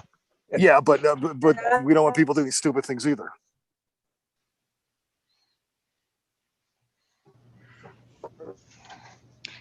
I will speak to, I did have a green egg all last year. And when the wind picked up, you have to burp it. You have to open up the lid and then you close the lid. And there were sparks. And, I don't have it anymore. So it's not an issue for me, but some people do have them. And with these extreme conditions, I mean, I wouldn't use it in the summertime with the wind. It could be a potential source of a fire. If I could jump in to clarify just for a second here, I think the point that Bob brought up was relevant. This section is meant to prohibit any use of an ignition source that's negligent. So under the new state code, there are essentially 3 sections. One is a fire officer or the state forester can outlaw ignition sources. The second one is the council can outlaw fireworks in a designated area. And the third one is that they can prohibit ignition sources that are used in a negligent manner. And so really paragraph F and the others are all meant to be tied to negligent. And so I think you could leave it the way you've got it or the way it was originally proposed. It would simply mean if somebody didn't exercise the ordinary care that you would use in using a barbecue or, a fire pit or a cigarette lighter or any of those things. Well, with walking away from your barbecue for 5 minutes to, does that constitute negligence? Is that in here? If it's an open fire. I mean, I think if it's a barbecue, no, I think many people walk away from their barbecue, while it's. When the lid's down, yeah. Would you walk away from your Traeger and for 5 minutes? Because some of those things stay on for a long time. So you'd probably be walking away from it. Does that constitute negligence? Well, Ralph, I think up here I put the word open. So if you left the top open, if you left it open where the flames were exposed to wind and walked away for an hour and sparks were coming out of it, that would certainly be considered negligent. Well, I think someone said earlier, it's about embers. It's about blowing embers. So it's Right. not really about The open lid- flame the lid anymore. was It's down. about the release of embers. And the other thing to think about is that it has to be so of course the whole town is designated as hazardous environmental conditions, but how that is defined is, let me see, it's areas, just see this, where structures or other human development meet or intermingle with undeveloped wildland or land being used for agricultural purposes. So if you were going to do this, on a huge concrete patio, near your house, it wouldn't be an issue. But where it's an issue is where you're close to the wildland. And I mean, we could also bring the fire chief or, the fire marshal back to discuss this further at our next meeting. Where we look to was to the state code that allows these limitations. And because of the drought year, we really we kind of drafted this pretty quickly because of the dire need right now to get this in place, so that we can, if you go back up to what the fire district ordered, it's similar. If you want to go up to that page. I can't go up to that. I have to get out. I have to get out of this doc and go to the other one. I'm sorry. That's okay. I can pull it. I have it on my. I'm doing it. Just give me a second. Well, I can just read it out loud. It says no open fires of any kind except within established public facilities, in improved campgrounds, picnic areas, or in permanently constructed fire pits at private homes, or I think where running water is present. No smoking, where you smoke is limited, and obviously discharge of any fireworks. So. I think I'm sharing that, but I could be Yeah, wrong. you are down. Mm-hmm. But so yeah, I mean, we're saying the same thing, but this is in code. What Cameron and Polly have done is made code. I would suggest that we are being our typical selves and working hard to find the combination of situations which make the language difficult. My recommendation is that we would adopt it. We don't have the enforcement mechanism to go around and check everybody's grill every night anyway, but it does allow us to deal with egregious violation the way that the code is written. Again, with the changes made about open fires and solid fuel, I think it covers a very high percentage of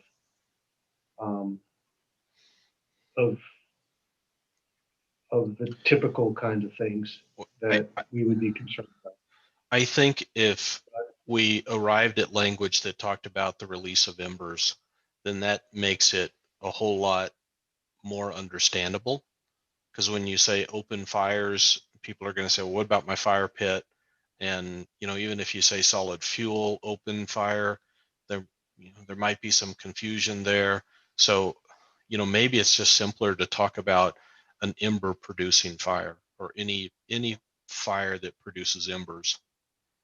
And so as I mentioned, the code that was adopted that allows kind of a blanket prohibition on ignition sources is limited to that negligence number 3, where the ignition source is negligent.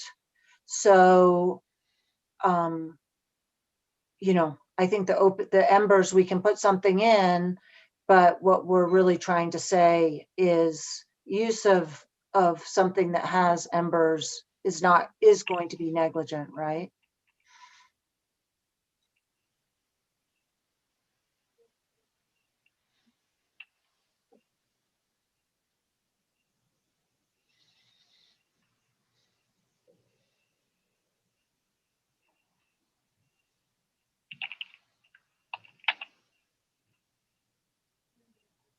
Should that be sources that or source that That, yeah, produces? that needs to go there.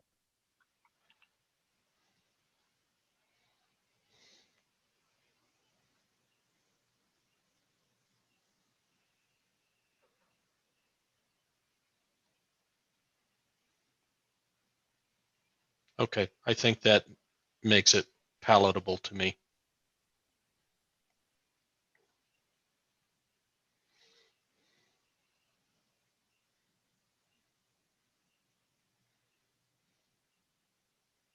Cameron, does that screw it up or is that okay? No, I think that works. I think that accomplishes it. The code just allowed the council to prohibit negligent use of ignition sources. And so I think that still does that. Okay.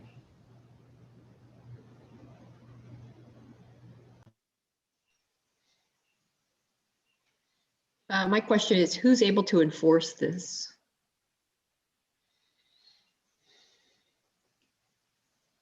That's a good question. So currently, it's the fire official for the municipality, any police officer that's authorized in the state, any code enforcement officer or reserve police officer. Okay, thank you.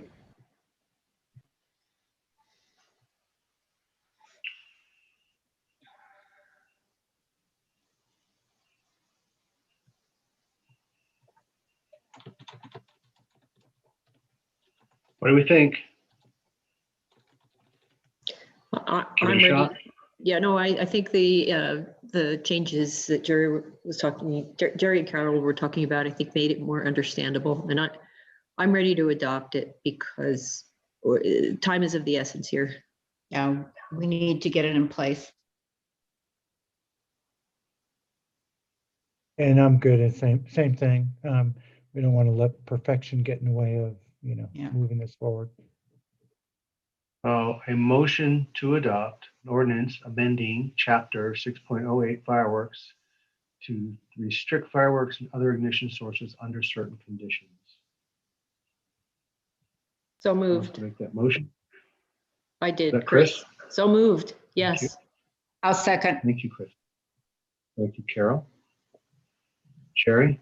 Yes, Oh, with the changes, with the changes we made tonight. Sorry. understood. Yes, Ralph? Yes. Bob? Yes. Chris? Yes. Carol? Yes. Thank you all. Appreciate that very much. That is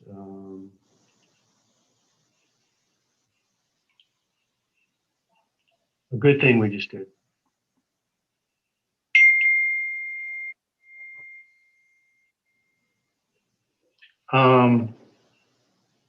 So we have a discussion item next on the emergency notification. Mayor, can you Paul. back up just a minute? This resolution that we just adopted or ordinance we just adopted, how soon can you get that out to the public? I mean, can you maybe post copies on It'll be communal available. mailboxes? We'll do it tomorrow. We can get it on the webpage. And Monday, we can probably get it email, no later than Monday, have it emailed to everybody. Okay. Just that Friday is not a normal work day, so I don't know who's going to be available to do what tomorrow. Right. Carol, it sounded like you wanted it posted as well, like you said on Right, mailboxes. like I noticed that there are community things that are posted on the ends of the community mailboxes Oh, well, yeah, I mean, we access, theory, that's- just it's to try to get in it out theory, to the that's public where they could visualize it. illegal, but we'll do it. I can have Oh. Travis put it out tomorrow. You know, I've noticed some communities like Pine Brook will put a big sign on the road right when you come in. Right. Fireworks Yeah. prohibited. And we did that in the prior seasons. I think we probably still have the signs. Okay, it'd be great if we could get that I'll check. out too. I'll check with the guys, but we did it when we adopted the prior ordinance, so. Okay. I'll have Travis and Kent, look for those tomorrow. Yeah, because I know most people understand the severity of the drought and the serious fire danger we're in, but there are always those people who don't think this applies to them. Mm.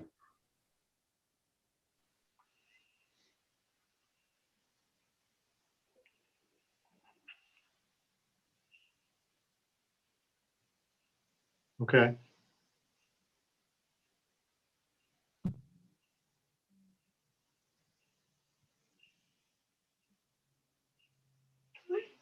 Okay, sorry, so the next item is a sort of extension of the same, which is the emergency notification system.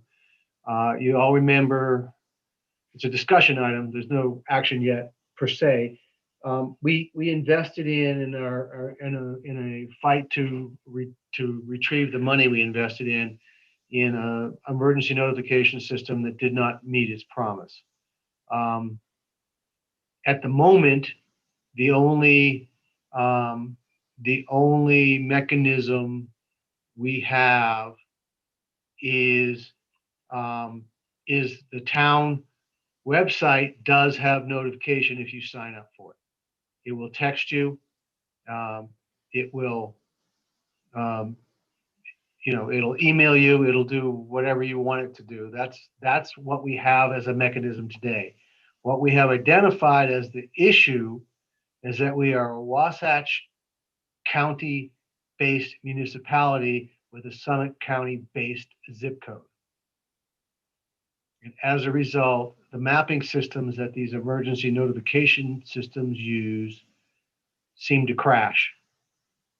We even gave them a GIS file to use for us, and they still couldn't make it work. We're not saying that there isn't another solution, but at the moment we don't have one other than the town webpage. So if we wanted to get busy communicating with the community that, you need to sign up if you want to know that there's something important happening. That's all we have as an instant answer. I mean, it is on our list of things for staff to do, is to try and find a replacement for the code red system, which was the one that failed, but we haven't got to that yet. So that's kind of where we are. I'd be open to hearing what the council thinks about going out and making sure the community understands that signing up for notifications is very important. I would agree. We got to use what we have right now, but the question is, what's the policy? How do you trigger a notification? Who is enabled to put something out on the website that will reach those folks that have signed up? I know I subscribe, and it seems like Alicia's able to do that because I get, posting. Alicia can, I can, Carol Custerly can, with a minimal amount of training, Jan can. So what's the policy? How do we activate it? What's the message that goes out? I think Carol is touching on a really important point that we haven't done enough emergency preparedness in general. Like, how do we, alert everyone? We're talking about using the website, but which is it's adequate. What happens on weekends or evenings when nobody's in the office? Right, or somebody's on, not there. We have a whole series of call lists available. So Kent's phone is on 24/7. My phone's on 24/7. When I'm not in somewhere in the back country, but, you know, so I don't, you know, we do not have a formal on-call system. It says that somebody needs to be the designated emergency contact 24/7. That's something we can think about. We can also give the emergency services the ability to send this notification. I don't know if they would do it, but we can certainly investigate whether or not fire and rescue would consider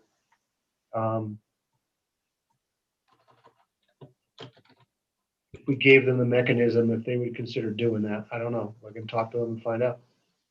Can I just jump in that, so under state code that went into effect this year, there is the requirement that there be an adopted emergency operations plan and a succession plan.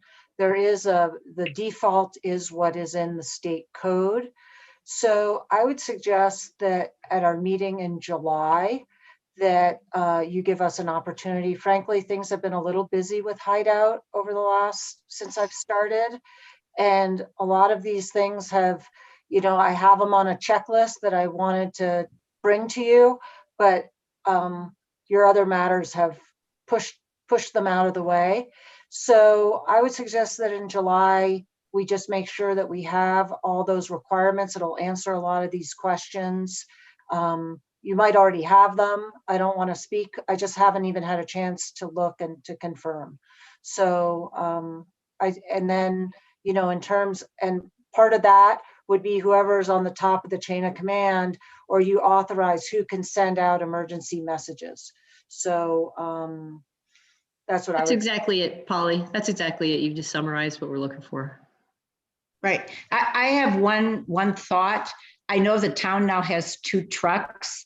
I know that in the winter time when it snows, those trucks are out in the night plowing. Is there any way that we could get a speaker system on a truck that at least it could, I mean, Hideout's not that big. There's not that many roads where a truck could go around with a speaker system saying evacuate, evacuate. I mean, it's just a thought. It's a good thought, Carol. We have actually 4 vehicles. And the SUV could certainly be outfitted with a amplification system to go out and do that. I mean, it might be a temporary thing, but you know, this summer it's bad. It's relatively small money. I think we can. I think we can do that. It feels like we need a work session to work through the emergency operations and succession plan. Maybe we could get that scheduled in July when we have a moment to breathe and not, you know, but not wait too long, because you don't know when the next earthquake or wildfire or anything is. If anything caught on fire today with today's wind, none of us would be having this meeting tonight. That's right. Yep. Well, this should scare us enough to try to put our energy into adopting that wind was an operation. Brutal. Yep. Absolutely brutal. In fact, I'm still digging dirt out of my ears. Polly, if there's anything I can do, I know I don't have a lot of time, but this is something I'm really interested in. Sounds like Carol is too. Right. I'll do whatever I can do to try to get something moving. Help to get it moving. Right. Would this fit under the infrastructure committee? Is this something we could do?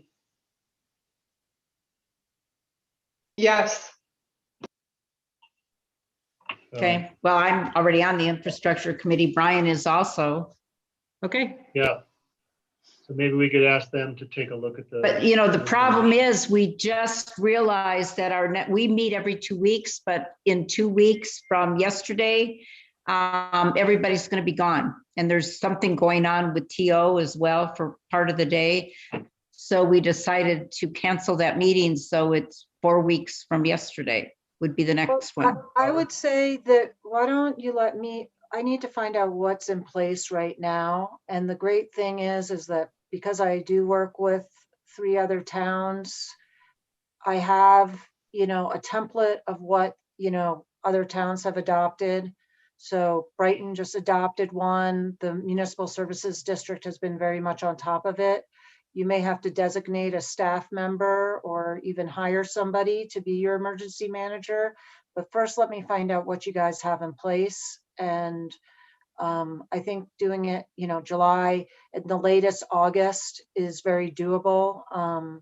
Let's let some of this other stuff, we've got a lot going on. So I agree, this is very important. And it's on the radar, and we'll push it forward. Okay, that sounds good, Polly. Thank you. All right, thank you. Okay, the next item is possible compensation. I don't think we'll discuss it tonight, given the hour, but I'll share with you what's here.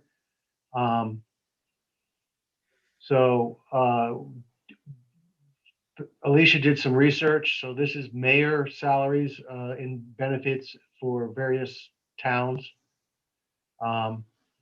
So you got everything from $0 to $1 a year to, but you also see the population numbers where some of these numbers are. When you get, we're sitting at about 1,000. The closest one would be Ferrin to us. They're, 60% more, but, and then you see what they do for council members. And there was a discrepancy because the next slide also says council members with different numbers. So I wasn't quite sure what was, there's 3. Alicia? Good catch, Jerry. That's supposed to be planning commission. There's planning commission. Yeah, that third slide is supposed to be planning commission. Okay. Can I suggest, this isn't quite apples to apples comparison, because our town is very unique in that we have big city issues. We have huge development that rivals Heber, and we have a very small population base. So I just, Daniel's like, we'll have 4 building permits, right? And it just isn't quite, we're kind of unique in this situation. So anyway, that's my 2 cents. That's a good observation. Well, we can add for next time, we can certainly add some additional information for Midway, Daniel, Piowa, Woodland, Camas, just to have it to flesh this out, if you don't mind, Alicia. But I think this at least gives you some stuff to think about as we reflect on this, and we'll come back to it next month. None of us were expecting to be paid in this fiscal year, nor do we have the money to pay for this fiscal year, the one that's just about to end. So one more month isn't going to be a crisis, I don't think. But some good numbers. Thank you, Alicia, for doing the research. We got some good things to think about. I'm also recommending we defer the discussion and appointment of a permanent mayor tempore for our emergencies at this point in time, since I'm hoping not to get hit by a bus between now and next month. So, which would end our scheduled public agenda.